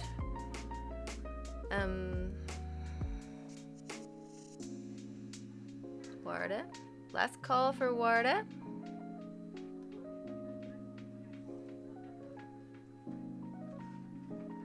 Okay, well, I will go on to the next person. If Warda comes back, we can come back to Warda. Caitlin, you still with us, darling? Is Caitlin still with us? MC's still here. Glad you're here. Sylvia19, glad you're here. Welcome, welcome.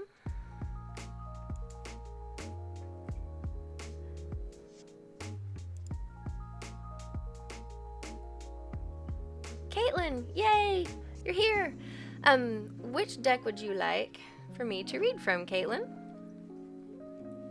The last deck? Druidcraft? Alright. awesome sauce.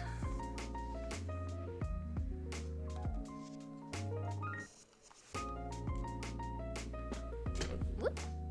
I bumped my camera. Whoopsie.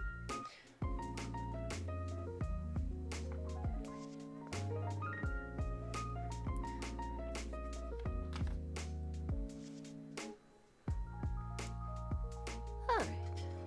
It's okay though. We can make it work. So Caitlin, we are reading from the Druidcraft deck. These cards are huge and my hands are small. But this is probably my favorite tarot deck. I just love the artwork. I love their interpretations. It seems a lot gentler than some of the other decks I've read with. So we'll see what this says. We've got 7 of Swords. We've got 4 of Cups. And we've got the Star. I feel like the star needs to be turned around this way so you can see better.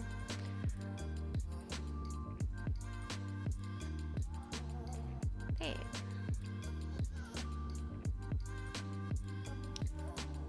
There. Now, so with this one, we've got 7 of Swords, which means like you're taking stock or taking inventory of something. It's like, I want to say it's like you're getting ready for a move, maybe.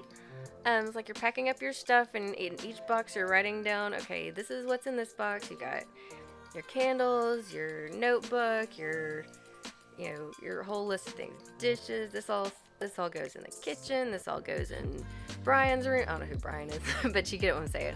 You're sorting things out, is what I'm getting at. Making a list, checking it twice, that kind of thing. Making sure you got everything you need to do what you want to do. Hi, Jessie. Welcome, welcome, welcome. Glad you're here.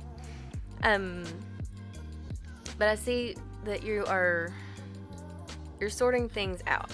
You're making a list. You're making a list of pros and cons, or you're making a list of things that you're trying to move, things like that. But you're taking inventory, and that's a very healthy thing to do. I'm kind of a list person myself, so I get it. Lately you've been feeling emotionally hungover. This is the hangover card.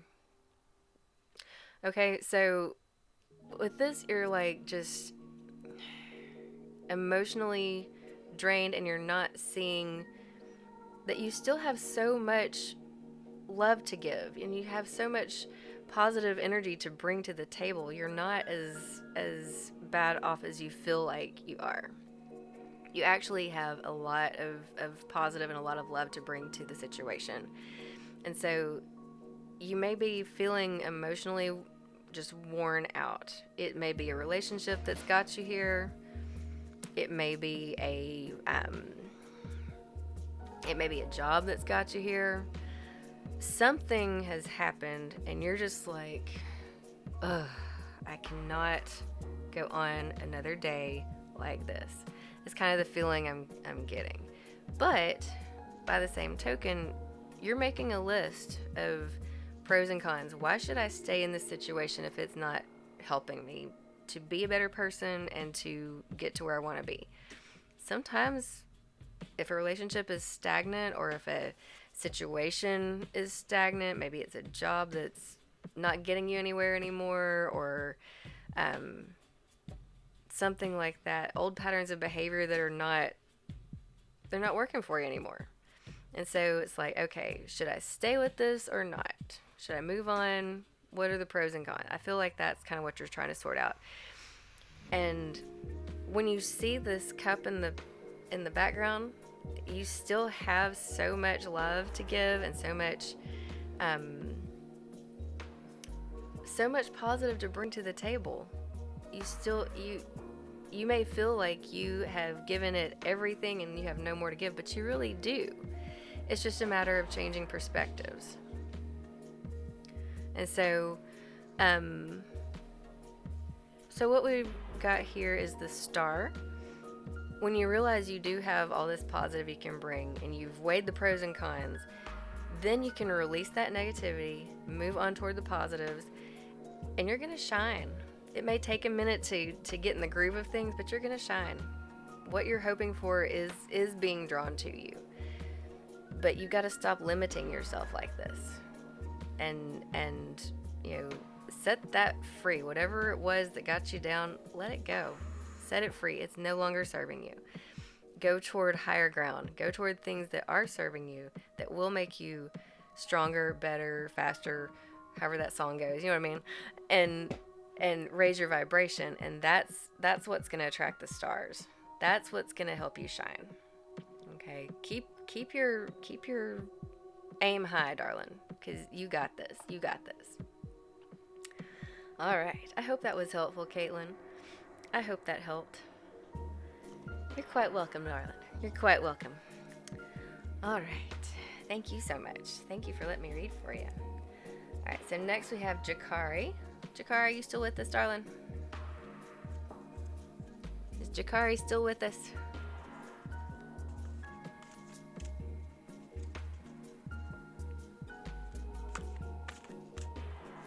Jakari? Is Jakari Thomas still with us?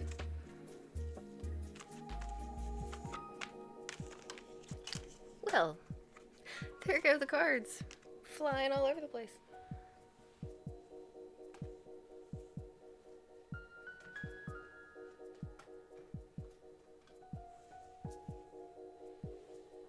Oh, look, I found a rock.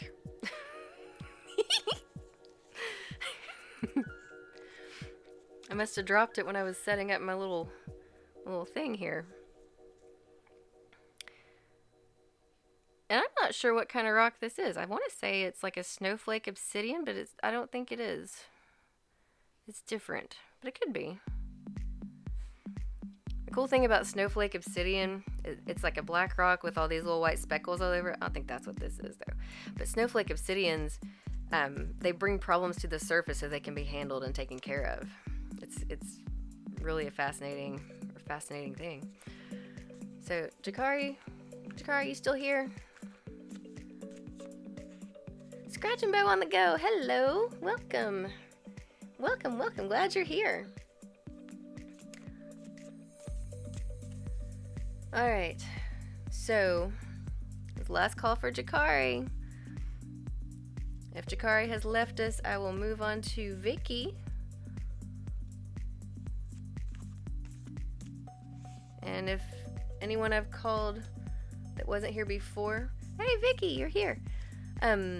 If anyone I've called before that wasn't here comes back and wants a reading, I will be glad to go back and do your reading. Vicky, I'm so glad you're here. What deck do you prefer, dear? I've got the tarot deck that I just read with. I've got all these other ones. If you've been watching, you would see all of them. I've got Bob Ross. I've got Gentle Wisdom of the Fairy Realms. Moonology. I've got the Black Moon Astrology and the Fairy Ring. Any preference, Vicky? You have a preference? Honestly, I think I'm drawn to the Moonology cards for you. I feel like that's calling me for you. So, we'll go with those.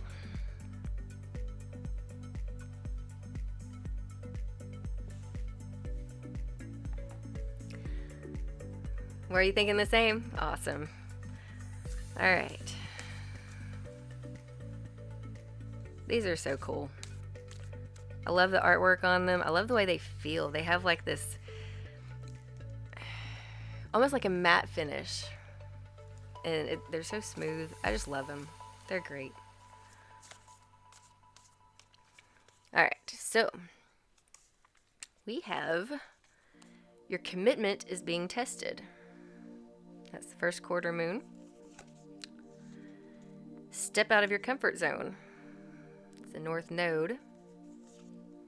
And emotions are running high. Supermoon. Woo-wee. I just got chills on that one. Okay, so this is saying your commitment is being tested, first quarter moon. So I feel like this is a love relationship, and I feel like it's being tested. You're like, I don't know if I should stay in this relationship. Is it working for me? Is it not? If you're questioning it, and I know, relationships get tested, and that's how we come to a point of questioning it. But this isn't the first time you've questioned it. And truth be told, if somebody keeps hurting you, don't let them keep hurting you. You gotta take care of you, because if you let someone continue to hurt you, it's not gonna end well, and you're not gonna be living your best life. You're not going to be, I guess, evolving is the word I'm using. You're not going to be your highest self, is what I'm trying to say. Wow. Ex-hubby was toxic, walked away. Wow. But yeah, your commitment is being tested. And then here, step out of your comfort zone. You may find yourself doing things or wanting to do things that you've never done before. You're gonna, like, I'm not saying you're a party animal, because you never were before, but it may be time to, go see go see some things that you've not seen before. Experience some things you've not experienced before. This person might have been very controlling and might not have let you go to a museum, for example. I mean, it's not like you're, doing things that are bad or that, that you shouldn't. It's just you want to have a life, and something back here is holding you back. Step out of that comfort zone. You no longer have someone to answer to. You are your own woman. And so you may have to step out of that comfort zone in order to learn and grow and kind of get your footing on where you want to be. Okay? Don't let this limit you. It may feel weird and awkward at first to try something new. It usually does. But you won't know if you like something or not. I mean, there's within reason. I mean, some things I've never done before, never had before, and I'm quite sure I probably wouldn't like it. Some things I have no idea. But use your best judgment. Don't do anything stupid. That sounds terrible. But you get what I'm saying. Use your common sense. Be aware of your surroundings. Don't go alone. That kind of thing. Take a friend with you. Someone you trust. That is going to be... And usually if you're experiencing something new for the first time, it helps to have a buddy to kind of experience it with you. And kind of go into it with, okay, if we get in here and we have a bad time, I'm leaving. And have that agreement on the front end, and then that'll help, kind of take the edge off of it a little bit. And then we've got emotions are running high, supermoon. So, yes, there's some sadness there, but I'm getting more anger than anything. It's like you're so angry that this has been so limiting for you. And not only are you angry, but also you're dealing with someone who's very angry and doesn't know how to handle anger in a healthy way. And so that's also testing the commitment there. That's the main gist I'm getting is, you may want to keep your emotions in check. You don't want to act while you're angry. Don't act on anything while you're in this high anger. I'm so sorry. In this high anger moment, because that's not going to be good for anybody. Take a moment, calm down, center, exhale. Loosen up them shoulders. And then decide what you're going to do. But don't act on anything while these emotions are high, because you may have some consequences that you're not really wanting. Okay. Let's see. So I hope this was helpful for you, Vicky. Excuse me, I got something in my eye. But I hope this was helpful for you. And we will move on. Let's see. Bong Beauty. Will I and my crush have a future together?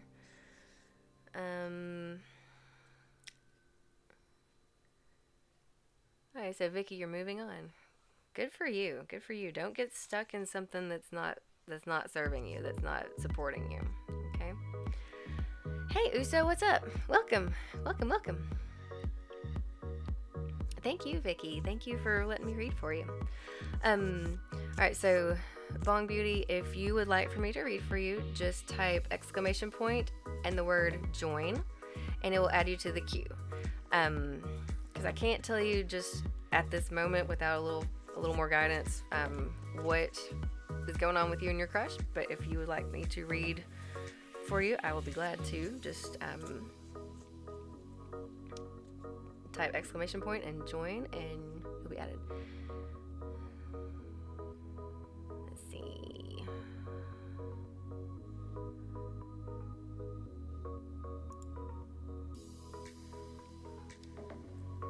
So Iris is next.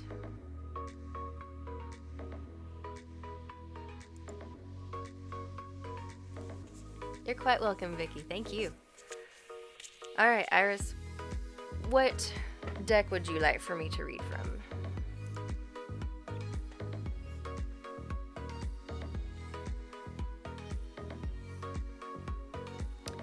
General reading on what's coming up, but like which cards would you like? Oh, the brown ones? Okay. So you want the Druid Craft.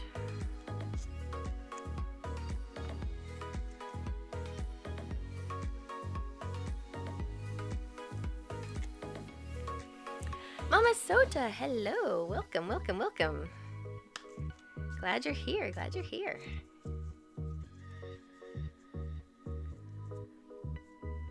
All right. General reading for Iris right now.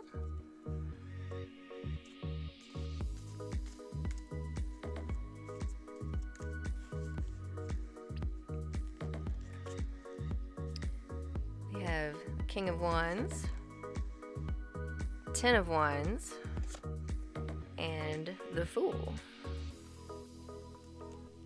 Alright, so with the King of Wands, this could be this is an authority figure. It could be like a father figure. Oh, it's scary. To me, it's actually not scary, and I'll tell you why. We'll get into it. But you got this authority figure. It may be like a father, like your dad or a boss, but he's like very set in his ways. He can be kind of angry. He can be kind of abrupt, kind of brash, and everything is his way or the highway. He does not bend. He has to be right all the time. You don't argue with him because you're not going to get anywhere, and he's just going to get madder and madder. But that's kind of the vibe of who you're dealing with. So then we've got the Ten of Wands, and it's like you're dealing with this burden. You've been carrying this burden for a long, long time. And what it's saying is, it's almost like your spirit feels like it's almost broken. But the thing is, it's the completion of a cycle here. Things are coming to an end as far as feeling so encumbered and so burdened by this person's demands is what I'm feeling. It's like finally you're going to have some relief. Finally, you're going to be able to lay down this burden. Excuse me. You're going to be able to lay down this burden and finish climbing your mountain. That's the feeling I get. It's like you're you're gonna be like, you know what, this person doesn't have a grip on me anymore. I'm gonna do what I want, and it's gonna be so liberating. You're gonna feel so much more free once you're able to set down this burden. I don't know what it's gonna take for you to do that, because you've been dealing with this for a long time, and you're gonna have all kinds of feelings about it. You might feel a bit guilty. You might feel like you're abandoning somebody, but you're not. Because anytime you're true to yourself, then you're gonna be more successful, and you're going to attract what it is that you what it is you're wanting. But you're gonna be like, oh my gosh, I have no idea what I'm doing now. Like once you let this past negativity go that's been bringing you down for so long, it'll be like a fresh start. You're going to be starting new, and you're going to be like, I have no idea what I'm doing, but it's better than what I was doing, is kind of the feeling you're getting. And you're going to have some companionship. You're going to have spirit guides that are guiding you. So you're not necessarily in this alone. You may feel a connection to maybe grandparents or family members that have passed on. But you're going to feel that presence of, this is what I've been supposed to be doing this whole time, and this goober back here was holding me back, and I let him, and now I'm not going to let him do that anymore, and I'm going to move on, and this is going to be awesome. I'm on a new journey now, and I have no clue what I'm doing, but I'll find out along the way. And that wait and see kind of attitude about it is what's going to help you through all of this. Even if it's scary, even if you feel like you're about to step off of a cliff, you're actually going to be okay. It's, you know how that old saying that God protects drunks and idiots is like that. I'm not calling you a drunk or an idiot, but you're being looked out for, okay? Now, don't do anything intentionally stupid, okay? But follow your inner guidance. Do what you know is right, and you'll get to where you want to be, okay? But this is a whole new thing for you. You're like, wow, I didn't know I could do all this. So it's going to be very eye-opening for you, for sure. Let's see.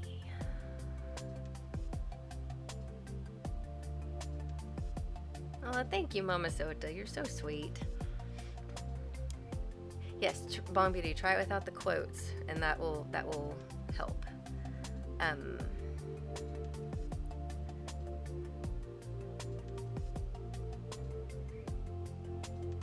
Oh, okay. Iris, you're dealing with the legal matter. So, as far as hoping to win, I don't know if it's going to be a win. I feel like it's going to be more like a settlement. Like, it may not turn out exactly how you wanted it to, but you're going to be happy to just be shed of the whole thing. Like, finally, I'm done with this mess. I don't have to deal with it anymore. And then it's on to the next adventure. I don't want to say yes or no, because it really could go either way. I don't feel like it's going to affect you negatively, though. I feel like it's going to be a positive thing regardless what happens. I think you're going to be just happy. I think you're going to be happy that it's going to be over. Yes, everybody wants to win legal issue. And you may not feel like it's handled necessarily fairly, but I think at the end of the day, you'll be happy to leave it in the past and just let it go.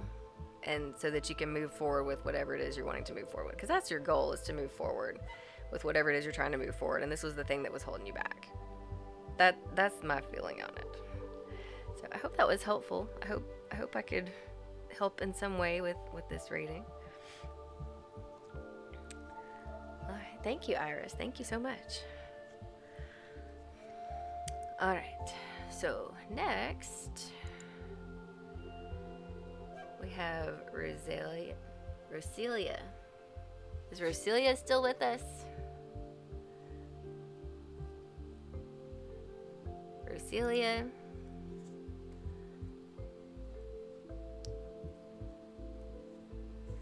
Hi. Welcome, welcome, welcome. So, which deck would you like from me? Which cards would you like, Roselia?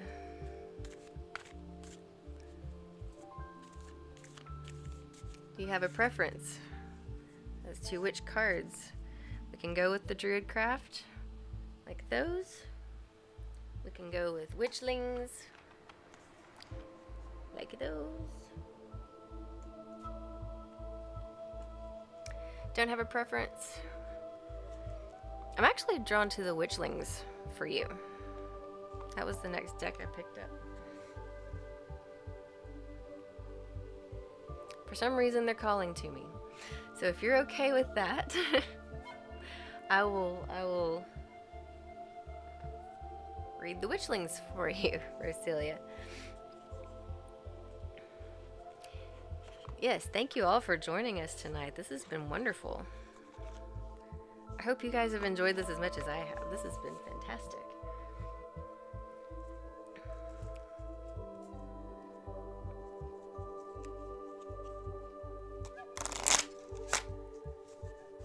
What's coming next in my love life?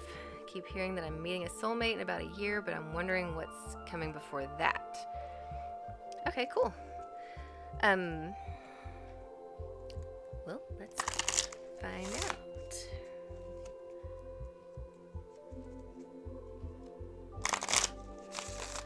Let's see.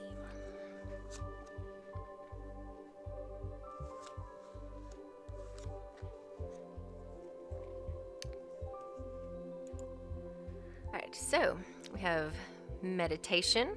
Meditation will transport you to a place of bliss at any desired time of the day. Now, I don't know if you meditate, but if you do, or if you have, take a moment. Sometimes it's just a matter of clearing your mind. It doesn't have to be, sitting down. It doesn't even have to be sitting down.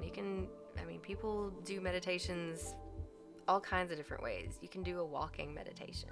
But the point is to clear your mind and find that quiet moment where nothing's going on. You may have to focus on your breathing. You may have to ground. You may have to touch something. Like, for example, if you have a stone, a rock, a crystal, something like that, that kind of helps connect you to the present moment. That will kind of help with your meditation practice.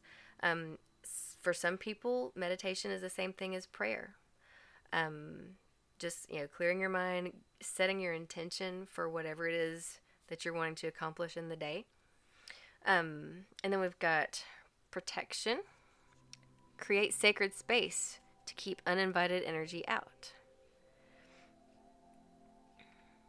So, in this meditation, you may want to imagine a white tornado of healing light all around you. Those in the chat that are listening, you may want to, if you feel like it, do this right now. But imagine this white healing tornado of light all around you. It's not destructive, it is healing. And it goes all the way down to the earth and all the way up to the sky, connecting you with spirit. And so it protects you. You know how a tornado spins and spins and spins, and then anything coming toward it gets tossed right back out? That's protection. Okay? It protects you in that way. Another thing you could do, I love working with visualization because I'm a very visual person anyway. Another thing you can do is imagine almost like a bubble around you. You know how people say, respect my bubble, don't get in my bubble. That means respect my personal space, right? So imagine you've got this bubble around you.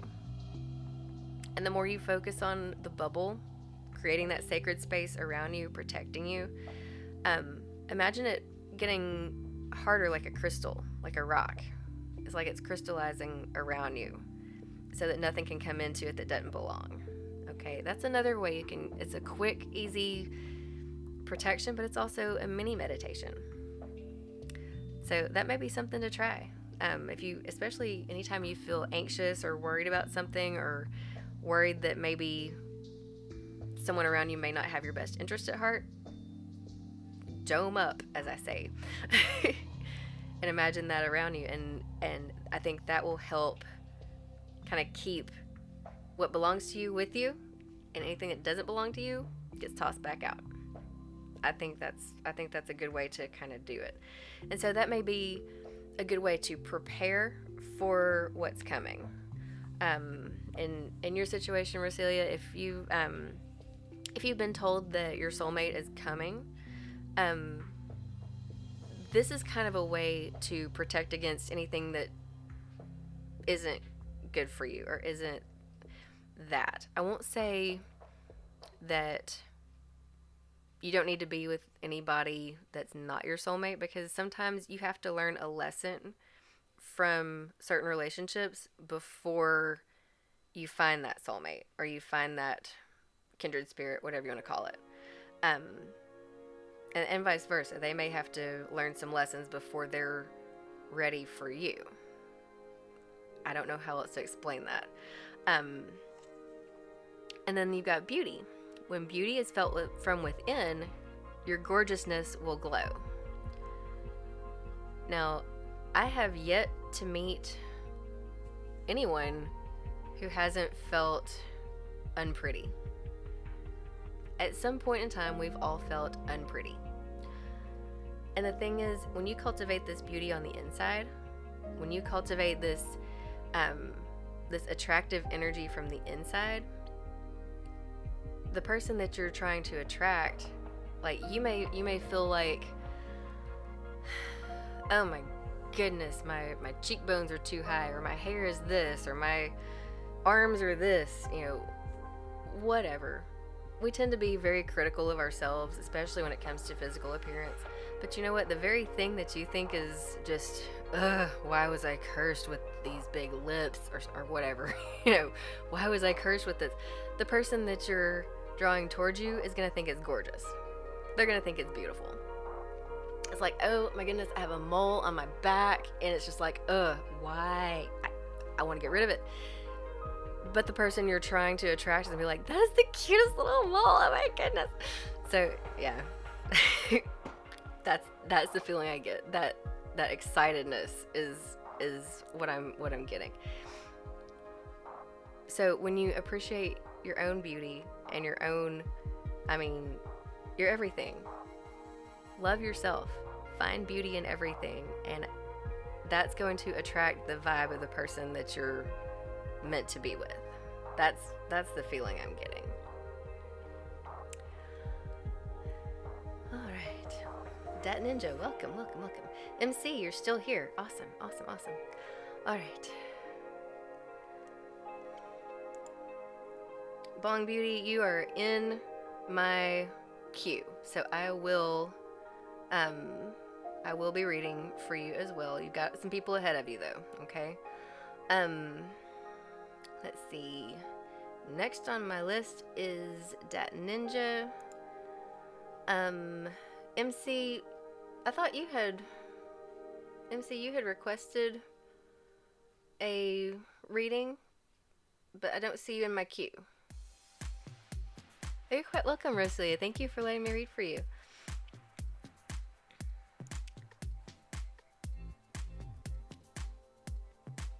So, MC, you're still here, but I'm not seeing you in the queue.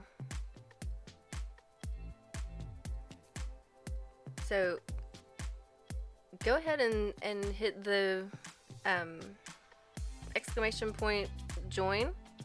Type that in to the chat, and I will get to you. But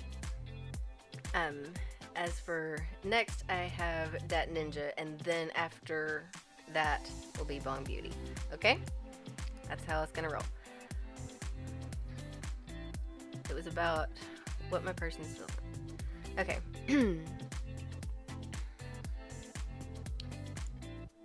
Okay, MC, you're in the queue now. Awesome. Alright. Noella Faye.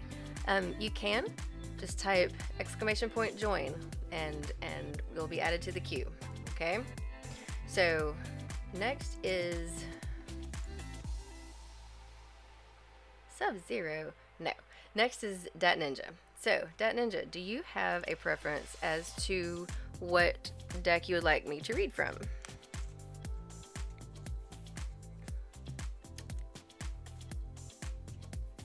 Hey, Simo, welcome. Okay, but what cards would you like? That ninja. No preference. Okay. I feel like Bob Ross wanted to speak to you. That's the feeling I got.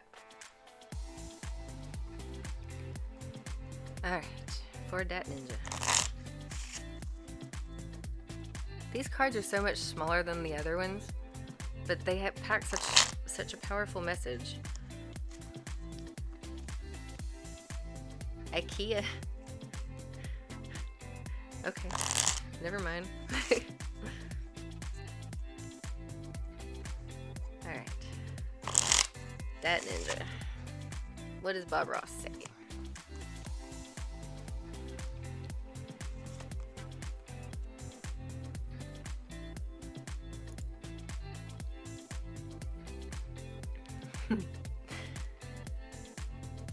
Alright, we've got the Jack of Clubs, which is also the Jack of Wands, or the Page of Wands, rather.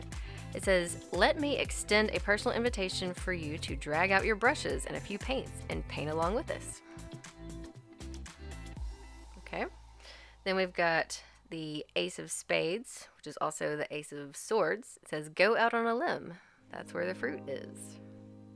And then we've got the Five of Swords. Painting will bring a lot of good thoughts to your heart.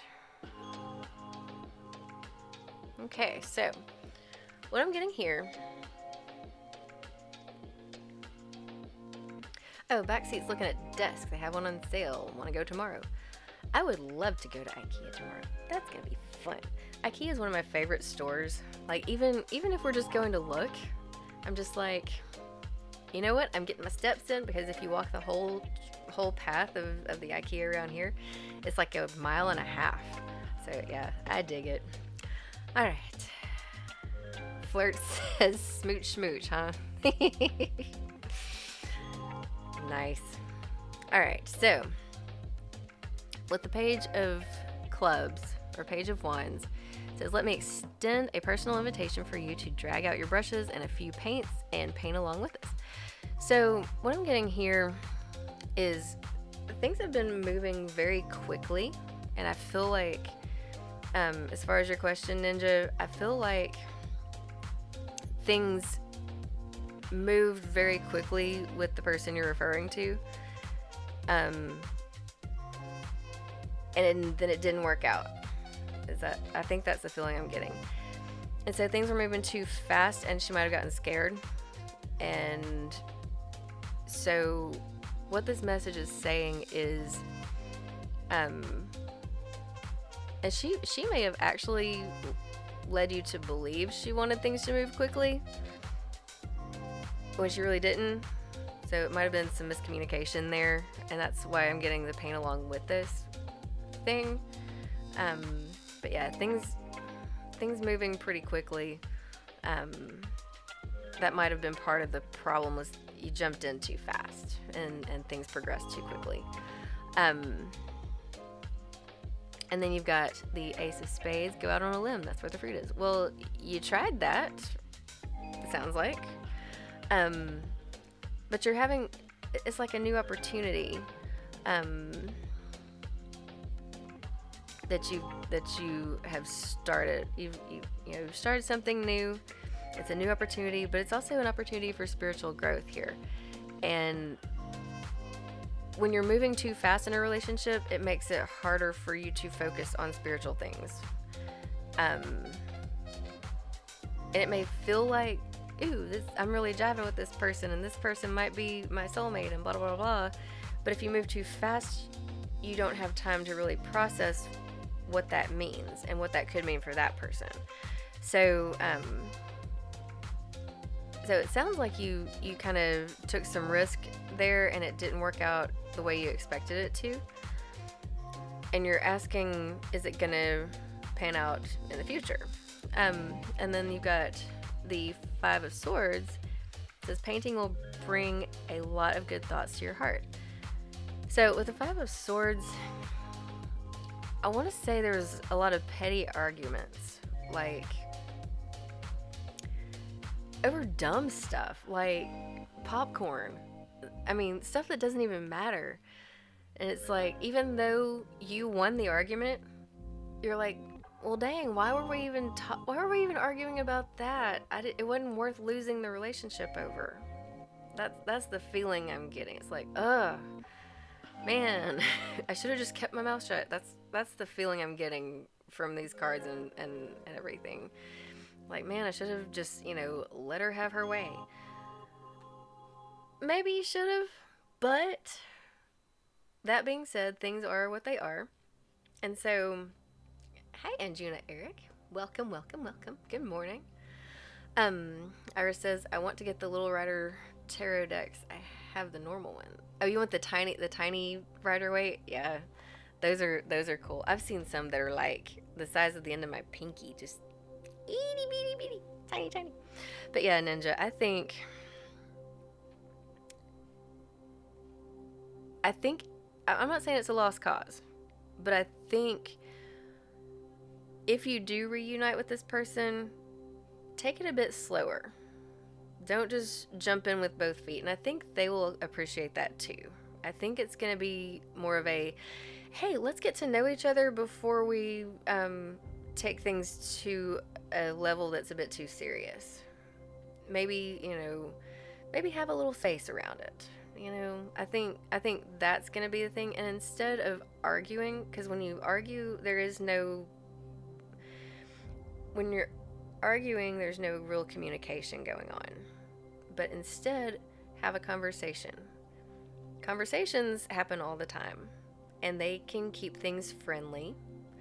And you might say, well, I have a different opinion, but I still respect your opinion and how you view things.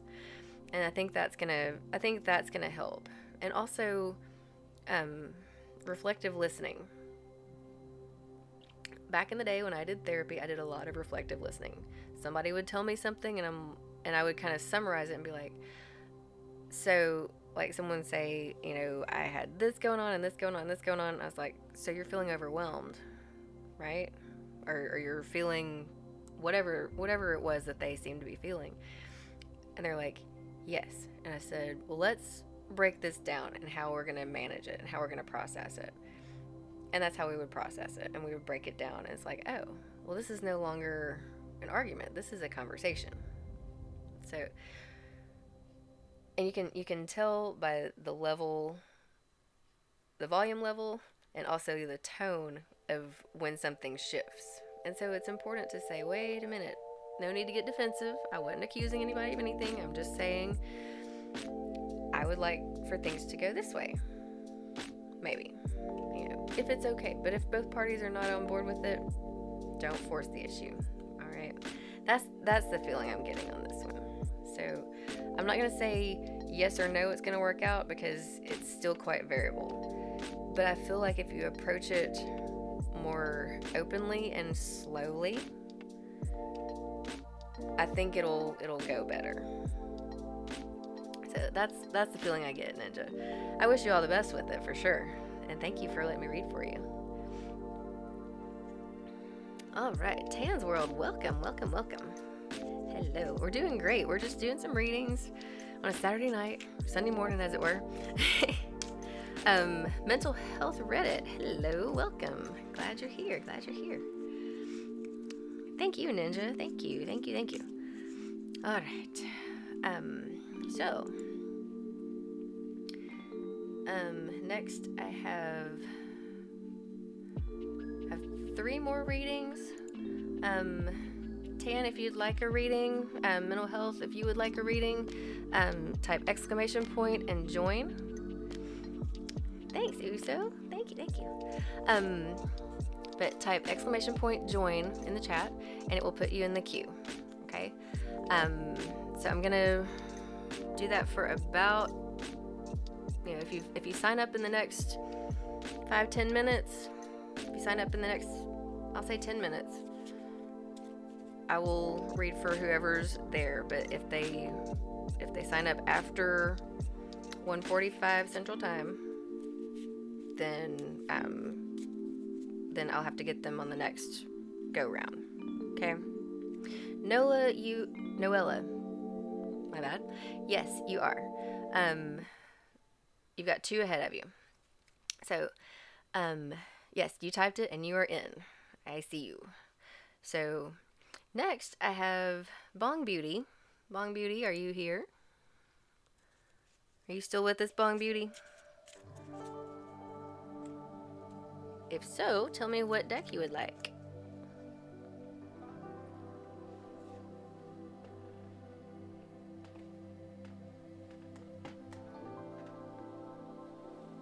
Bong Beauty, are you still here? Is Bong Beauty still here?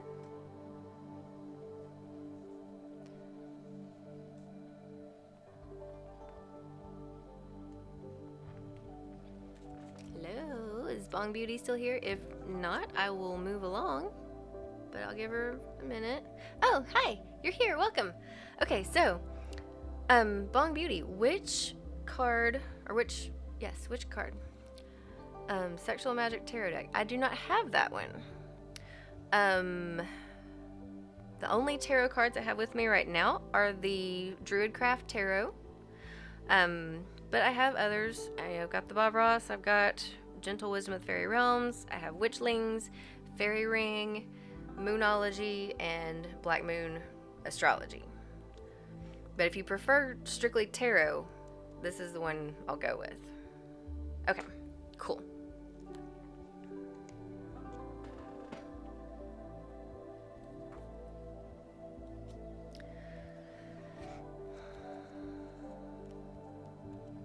I don't have Sexual Magic Tarot, but Druidcraft is the only tarot I have right now, so that's what we'll go with for now. And we will see what happens. Alright, so you have the King of Swords, you have the Sun, and you have the Moon. Okay, I feel like this is gonna get complicated. That's just the feeling I get.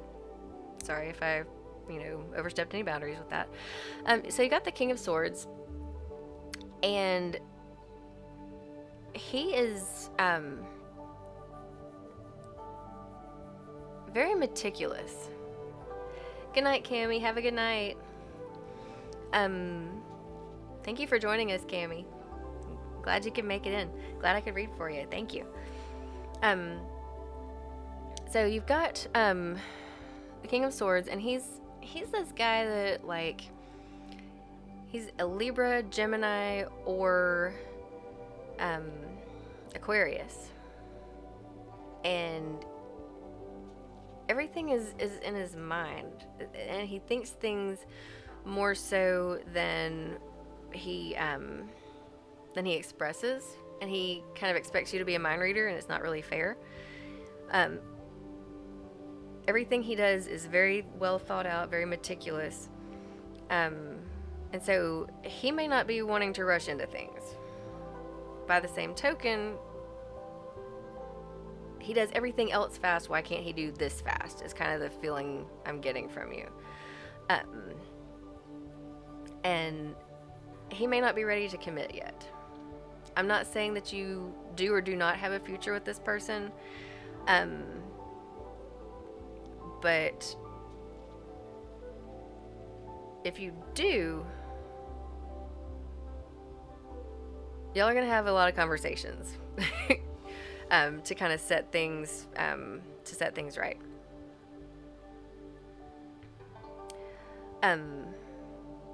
MC says, been here more than an hour.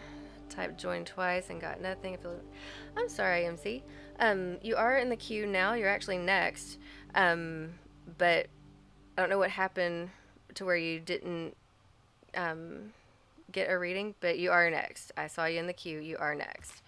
If you want to hang out with us a little bit longer.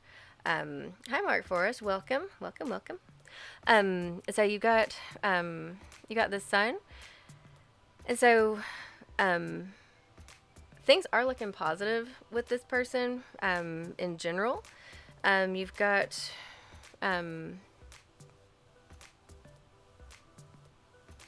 usually with the sun, there's a bright new beginning, happiness, joy, all that good stuff. There may even be a child involved. You may be having a child together. I don't know, but usually with the sun, there is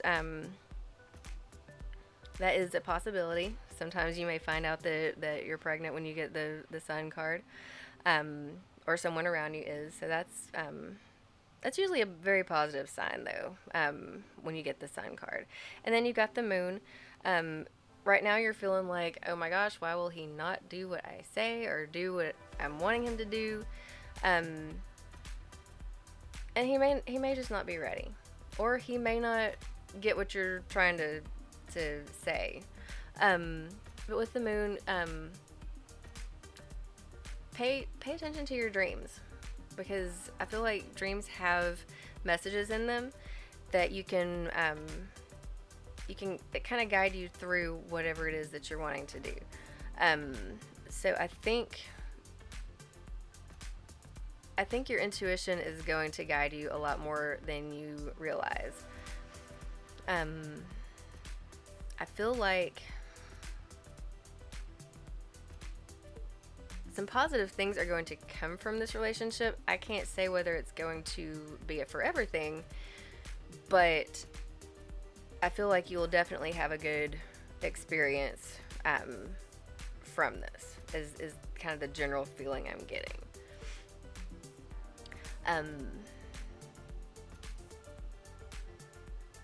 So don't get discouraged if he's not on top of things like you want him to be. I feel like he will come around. It's just gonna take some time. So I hope this was helpful for you, Bong Beauty. I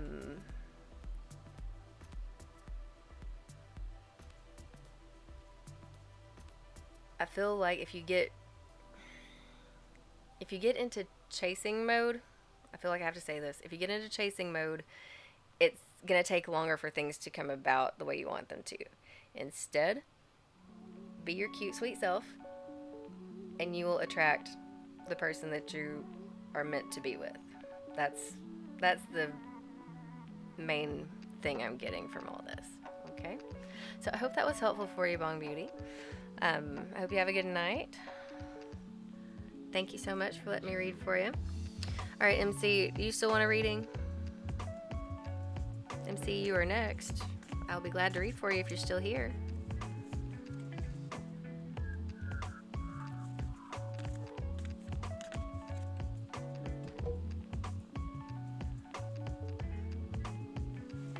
Is MC still with us?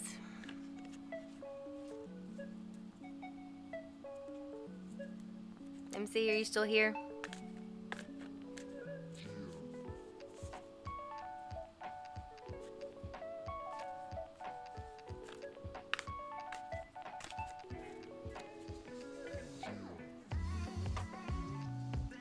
Okay, well, MC, if you've left us, I apologize that I didn't get to you.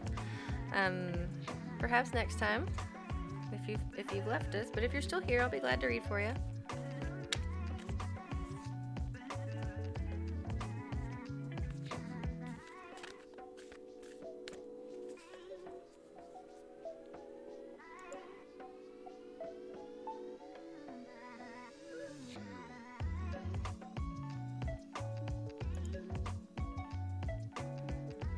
Oh, you're quite welcome, Bong Beauty. You're quite welcome. Thank you for joining us tonight. I appreciate it.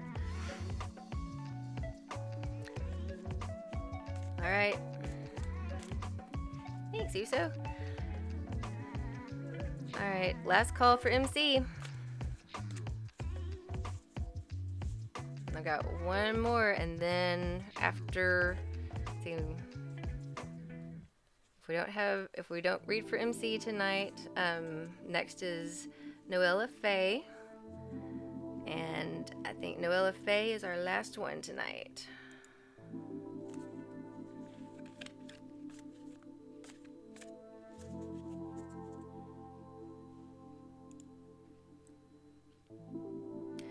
All right, So I think MC has left us. So, so Sub-Zero says, unless Uso wants one, right? Right. Uso, if you want me to read for you, I'll read for you after Noella, if you want. Just type !join into the chat, and that will put you in the queue. Okay. But otherwise, Noella is my last one, unless Uso wants. Okay.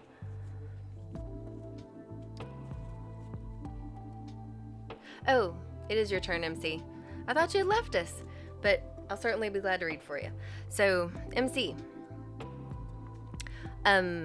which deck would you like, sir or madam? Yay, MC is here. Would you like tarot deck? Would you like Bob Ross, Witchlings, Moonology? Okay. I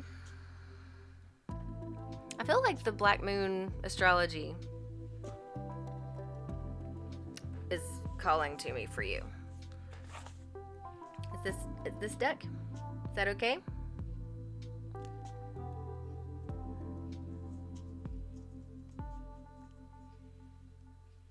It's okay, Uso. If you want me to read for you tonight, I'll be glad to. If you'd rather wait, it's up to you. It's up to you.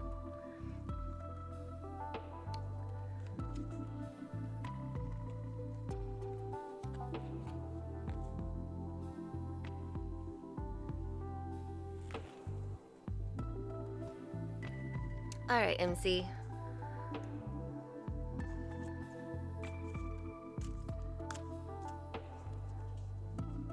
If you're sure. If you'd rather wait, then we'll wait till next time, Uso.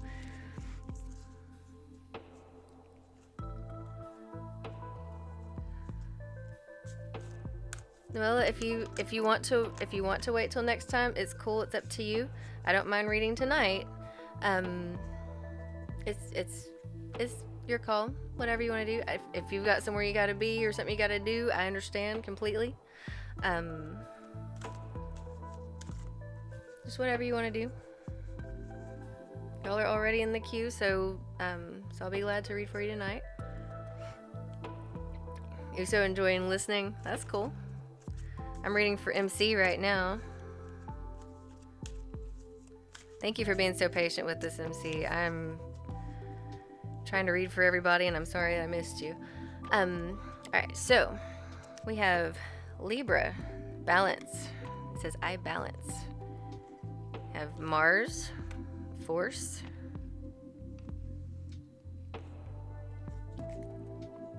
And Aries, I am. Yes, Noella, I'll be glad to do it for you tonight.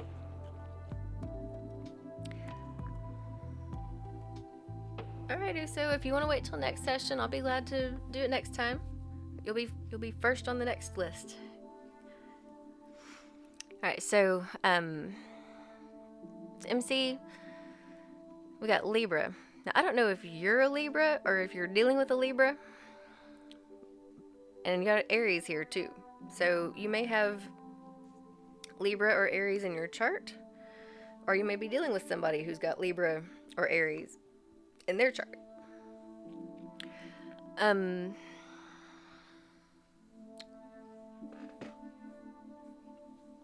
So the thing about Libra is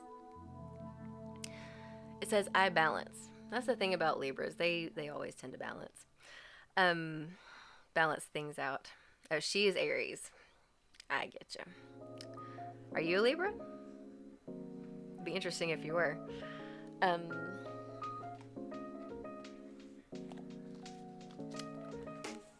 Got my book here to kind of help us along here. Oh, you're a Sag. Okay. Gotcha. You may have Libra in your chart. You never know. Or it could just be a general, needing to balance things out.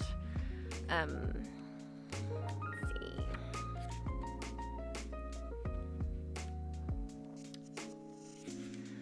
All my life, my heart has yearned for a thing I cannot name. That was by Andre Breton. Don't go it alone. Linking up with a partner will serve you best. Libra is a sign of balance, charm, and beauty. Librans are notorious for their wit, ability to weigh and judge, as well as their appreciation for the beautiful things in life. They adore collecting striking things. That means objects and people. Librans are aesthetes with a love of art and literature that can at times be showy and vainglorious. Librans are known for changing their minds and opinions. What's true one day may not be true the next. Because they're so balanced, they see all sides to every issue, but they tend to vacillate and have trouble coming to any final decision. Librans tend to have second thoughts and change their minds at the last minute. They will also float along waiting for others to resolve on their own without pushing as hard as they need to. Librans make outstanding judges and negotiators.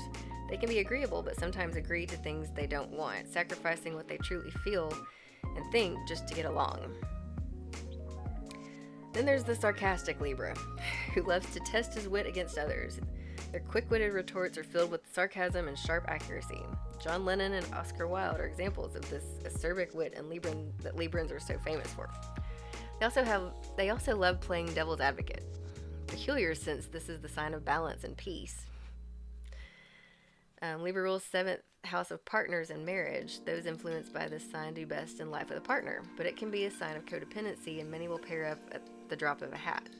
Libra is a sign of lovers and romance. Although Libra is a masculine sign, Libra men understand women better than any other sign. So when Libra turns up, and it indicates you are riding the fence over something and need to make a decision soon. If you don't make your decision, it may be made for you. The potential for you not liking the ending is high if you do not act and decide soon. This is a favorable card for romance and relationships. It indicates a time when relationships are turning happier and more content. So maybe you've had some issues with your Aries and things are starting to smooth out a little bit. Maybe. Let's see. Right now, everything must be fair and balanced. It's important not to sacrifice your own feelings or desires simply because you hope to avoid a conflict. It will feel as if the middle approach is the smartest one now, and that's probably right. Courtrooms, law, and fairness should play into the matter. If you are involved in a court case and surrounding cards are good, the Libra card appears in the spread. It's a good indicator the issue will work out just the way you hope. The enforcement of rules may also apply. Legal documents will not only figure in, they will bring you benefits, especially benefits shared between you and your partner. This card can represent an impending marriage or engagement. Relationships are about to move up a level to a more serious one. Feelings have matured. Happiness is achieved when you pool your resources with a significant other. Achievement will be found when you find the right person who mirrors your own ideals and beliefs. All matters worked on within sincere and equal partnerships shall prove to be successful to the utmost. So it's definitely a balancing act here. You're definitely trying to juggle something, trying to balance something. But I feel like this has more to do with your relationship with your Aries. And I feel like it's been kind of rocky lately, but it's becoming actually more smoothed out and more balanced here lately. And it's going to continue to smooth out. It's just y'all have been through a rough patch, but I feel like things are going to start to smooth out, and y'all are going to have a better bond. Is kind of how I'm feeling. And you got Mars, force. Now, typically, I'm going to say if something ain't there, don't force it. But let's see what Mars has to say. Aries is ruled by Mars, so she may be the one that's forcing things. I don't know. War does not determine who is right, only who is left. Bertrand Russell. Interesting. So the Mars card suggests there is something you may have to fight for. The red planet Fiery Mars is named after the god of war and agriculture, the primary military deity among the Romans. All festivals or Mars in ancient Rome were in March, the month that heralds in the solar time of Aries, the sign that Mars rules. Mars makes us shove hard in a way that other planets don't. One might call him the bully among the planets. Mars is the ruler of sexuality and aggression. It is a lustful planet that drives us, allows us to face difficult challenges in life, to follow our passions, no matter what stands in the way. If we did not have a Mars, we would not know how to fight. It also means to push back in terms of defense.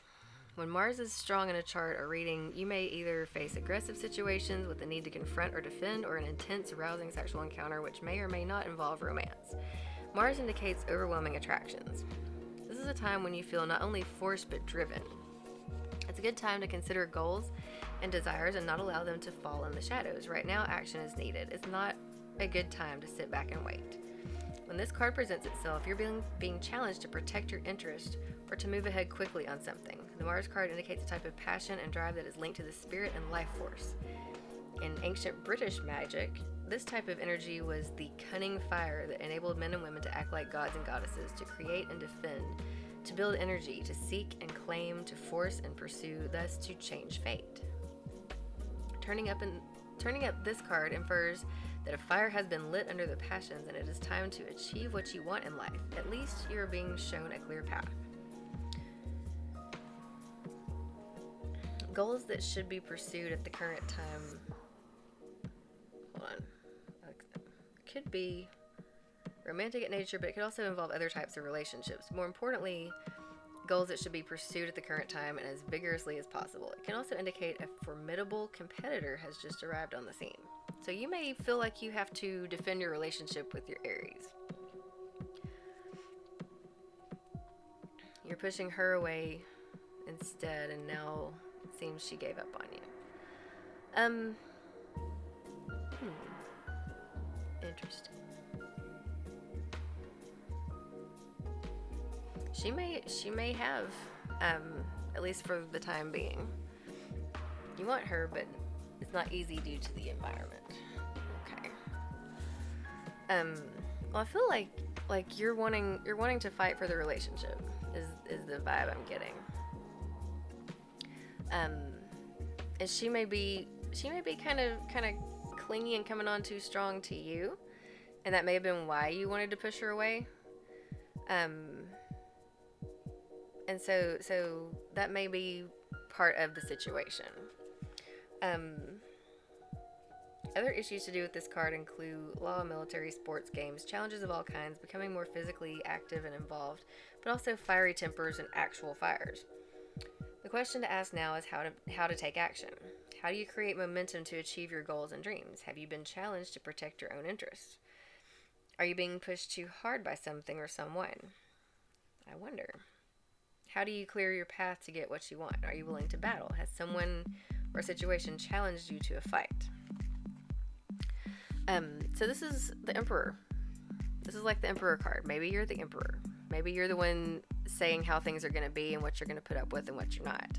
Or, what the rules are of the game. And she may not want to play. I don't know. She may not have liked the boundary setting, so to speak. Something to think about. And then we've got 13.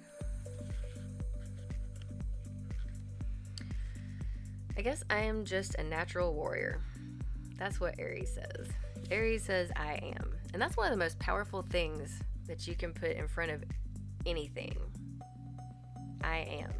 Because that tells the universe what you are, and it attracts more stuff on that same vibration. So, positive self-talk is important here too. I feel the need to say that. It says the Aries card says it's okay to push now. Just don't push too hard. Again, going back to balance. It's like that song, hold on loosely but don't let go. It's like if you hold an egg in your hand, a raw egg, in the shell and everything. If you squeeze too tight, you're going to have a mess. And if you hold on too loose, it's going to roll out of your hand and bust. So, just gentle. Can you see? Gentle. Like so. Let's see. Aries is the fire of creation. Arians can be highly creative. They make no effort to pretend to be something other than what they are, which is in their eyes is number one. Everyone needs to understand this. Arians tend to be genuine people who are not into playing games. They like matters to move fast. Since Aries is the first sign of the zodiac, it is presented by the primal human, one who must protect and defend. Aries people are highly ambitious and want to accomplish things quickly and in a no-nonsense way. Competition is what Aries is all about. Many feel the need to compete when the other party doesn't even care to. So,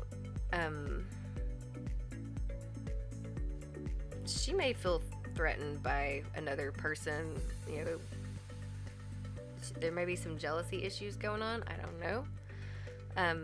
But that may be coming into play as well. Always on the defensive, ready for action. Aries style of relating is that of a catalyst using force, not of a peacemaker. They're interested in sports, and a number of Arians have a fascination with weapons. When this card turns up, expect things to move fast, for there is no time to take it step by step. It will all be a mad jump. It may be a time for testing your will. You will work best in situations where you make your own decisions rather than acting as an underling. You may even find a supporting cast to help you finish your work.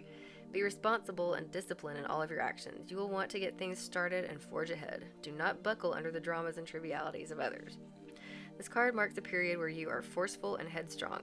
You can now forge a direction or path as you have the vision and energy to do so at this time. In love affairs, you will want to take the lead.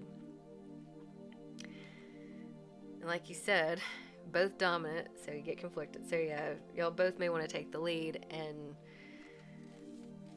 that may be an issue for you. Be ready to reach new plateaus. There may be the opportunity for more than one relationship here. Be advised to think beyond acting with aggression, especially in emotional dramas. In relationships, you or your partner will expect total freedom. Most Aries do expect total freedom. However, avoid being quick-tempered, because when this card turns up, there's a need for caution. Be steady and measured rather than hot-blooded or impulsive. This marks a time where you need to be sensitive to the concerns of others, since you will want to move fast and strong without thinking things through. You may find yourself running into walls. You will not want to compromise right now, but you should do just that. Sometimes it's best to allow bygones be bygones and let it go. Any fighting or conflicts will not serve you at this time. In fact, it may poison the waters and make matters worse. Care must be taken to not be too foolish or rash. However, it's time to work for a cause and get things started. Just make sure you finish everything you start. So this is like the Ace of Wands. Great for starting things, not so great always for seeing it through. So that's where you have a balance. You know, like I said, the main thing I'm getting here is hold on loosely, but don't let go. That's my general feeling right here with this. I can't tell you whether she's gonna come back or not, because if you've heard her and she's one of those that when she's done, you can just hang it up, because it'll be a fight and you're not gonna win. I'm just being honest. That's the feeling I get. Instead of chasing her, attract her. Find what it is that she is attracted to, and if that's you, then line up with it. If not, let her go. Because the thing about it is, in a healthy, loving relationship, both parties feel free. That's the ideal, okay? And so if one or both parties feels trapped, or they feel like they can't do what they want, or something like that, then maybe it's not a good fit. And you don't want to force something if it doesn't fit, is kind of what I'm saying. I don't know if this was helpful for you, but I hope it was. At least, give some insight as to kind of how to go about it. And even if it's not with her, just relationships in general. It's about balance. So hopefully that was helpful for you, MC. Thank you for sticking around and let me read for you. I appreciate it. All right. Pishy North.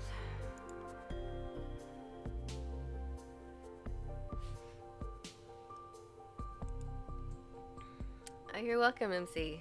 I thank you for hanging out with us and joining us, and we'll see you on the flip side. feel free to hang out a little bit longer if you want to. You're welcome to stay, of course. So, yes, most definitely. Good luck to you, MC. Pishy, I'm afraid the time frame for joining has stopped, but if you would like for me to read for you on the next one, I'll be glad to. I've got Noella next, and then after Noella, I'm gonna wrap it up. But Pishy, if you would like for me to read for you on my next live stream, I will add you to the list for the next one, and we'll go from there. But you're certainly welcome to stay and listen to me read this last reading, and I think I'm going to wrap it up after I read for Noella. So, Noella, which deck would you like me to read? Which cards would you like?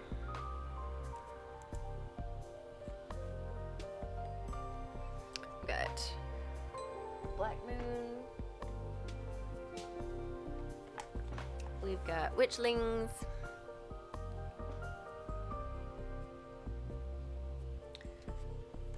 We've got Gentle Wisdom of the Fairies. We've got Bob Ross. Oh, good night, Pishy. Thank you for joining us, though. We'll see you next time. Oh, pick for you. Okay.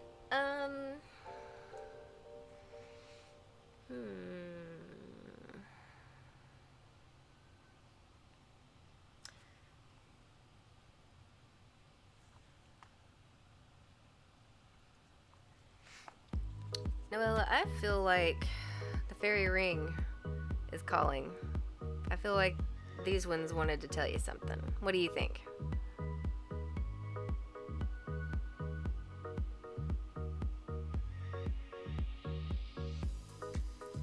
Yep, I think the fairy ring are the ones wanting to speak to you tonight.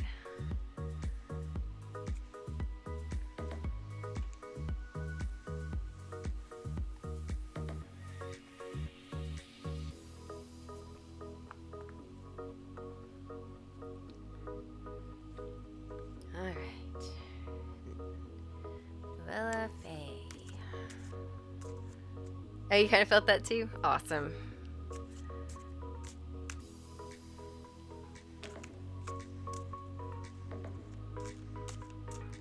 Thank you everyone for hanging out with us and being with us. I've enjoyed this. I hope you have as well.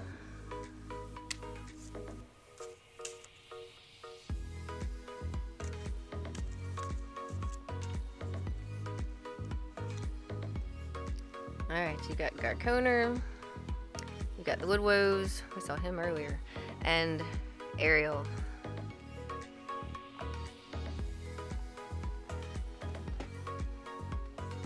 Alright, so Garconer, you got a nice looking guy. I'm assuming it's a guy. But he's a smooth talker and very charming and very likable,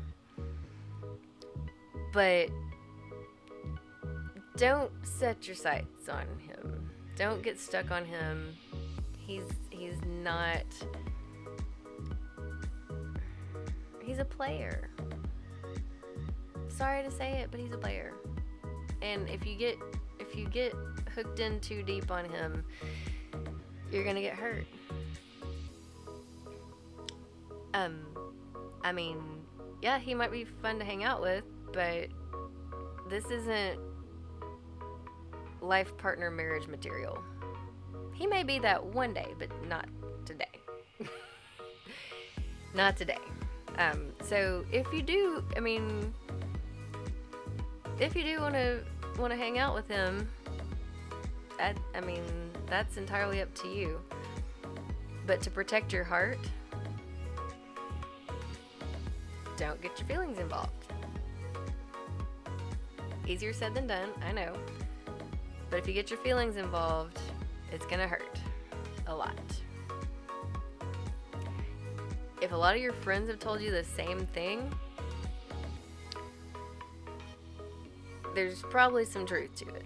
I'm just gonna say. But I'm not saying it's a lost cause. I'm just saying be prepared for that. Like I said, he may grow into, he may outgrow playerhood. He might. Don't bank on it. Honestly, think he had somewhat of mutual feelings, but at the same time, I think he did. He might have on the surface, but his ego is too big for all that. I'm sorry to say. I feel like I'm bashing the guy, but I mean, that's just the feeling I get. You got the Woodwoos. You got this wild man here that will not be tamed and will not take anything seriously and will not settle down. Again, I feel like this is the same. Either this is the same guy or this might be a different person that you're dealing with. And it's just like, good Lord. Like, why all these wild people in your life? Are you the calm one in your group? I wonder. But I feel like there's something about you that kind of draws these wild, emotionally unavailable guys into your life, and you're just like, why won't they settle down just, and just be in a normal, healthy relationship? Because they don't know how. They've never experienced that. They've never seen what that looks like. So it's kind of hard to expect that of them. But they've got some learning they got to do before they're going to be ready to do that. Yeah, you're probably the chill one. But don't try to control these two, because you're not going to be able to. Just let them be what they're going to be. Let them do what they're going to do. But don't allow them to hurt you. Don't allow them to beat you up. Now, granted, sometimes it takes a little painful experience for us to grow. But if you can grow without having to go through all that, awesome. But, sometimes you may have to experience that in order to get to where you want to be. And then you've got Ariel. When Ariel flies into your reading, there's new changes. There's change and there's new beginnings afoot. This is like the breath of fresh air, but you wouldn't think so at first. So you've got like these two guys that are wild. This guy's a player. This guy he just won't settle down. He's too hyper. And then you got this guy who's like he's kind of hyper too, but he's not a player, and he's not just this wild Comanche over here. He's the most subdued of all three. And so I kind of feel like a new beginning is going to be happening with him. You're going to learn a lot. You're not going to agree with everything he says. But I think this will be a better experience and a lot less painful. He's not nearly as cute as this one, and he's not nearly as funny as this one, but he's gonna have your back no matter what. He's very protective and very he's the most gentlemanly of the three. I'll put it that way. That's the feeling I get. You can't really do much of anything with these guys except just let them be who they're gonna be, accept them for who they are, be their friend, be that support person, but you decide how deep you want to get into with that, okay, with these two. With him, the chemistry may not be there, though. Like, you may not feel that attracted to him, even though he's the one that's going to treat you right. That's the feeling.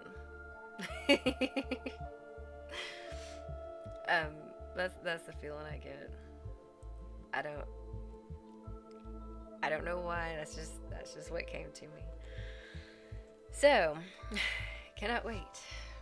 In your past relationship, you were hurt a lot. I get that. And when you're hurt a lot in a past relationship, it can kind of color how you deal with other relationships, and it's important to leave the past in the past so that you aren't making, like, if you have an argument with this new guy, don't treat him like you would treat either of those guys, is what I'm saying. Because he's a totally different person with a totally different background. And so, yeah, he might have taken a certain tone of voice that some of these other guys might have tried to take, but he didn't mean it the same way they might have meant it. Does that make sense? That's the kind of feeling I get. So be aware of how you react, because and try to keep things in the present moment and keep things separate from how the past relationships were. That's the feeling I get on this one. So I hope that was helpful for you, and best of luck with that. But yeah, I feel like this one's gonna be the nicest one. This one's gonna be a lot less painful. I'll say that. I feel like he might be a bit older than me when you're talking about. He might be. I feel like he's more mature. Like, these guys are like 20 something going on 14, and this guy's like later 20s going on maybe 22. So he's kind of where he's supposed to be. All right. So I think that's it. Uso, I'm going to put you on the list for the next one if it's cool with you. And we have one other. Pishy. Pishy was going to be on the next one too. I think I'm going to wind things down now, and I'm not sure when my next live is going to be. It's probably going to be in about a week-ish. But hit the notification bell if you're still with me. Don't forget to like, subscribe, share, all that good stuff. But if you hit the notification bell, you'll get a notification the next time I go live or post anything, and that way you can kind of keep up with what's going on with Tarot and Tea with Mrs. V. So, let's see. I think I'm going to say goodnight. Thank you all so much for joining me. I greatly appreciate it, and thank you for letting me read for you, Noella. I appreciate it. Best of luck to you. So yeah, I will see you guys next time. Hope you have a good night.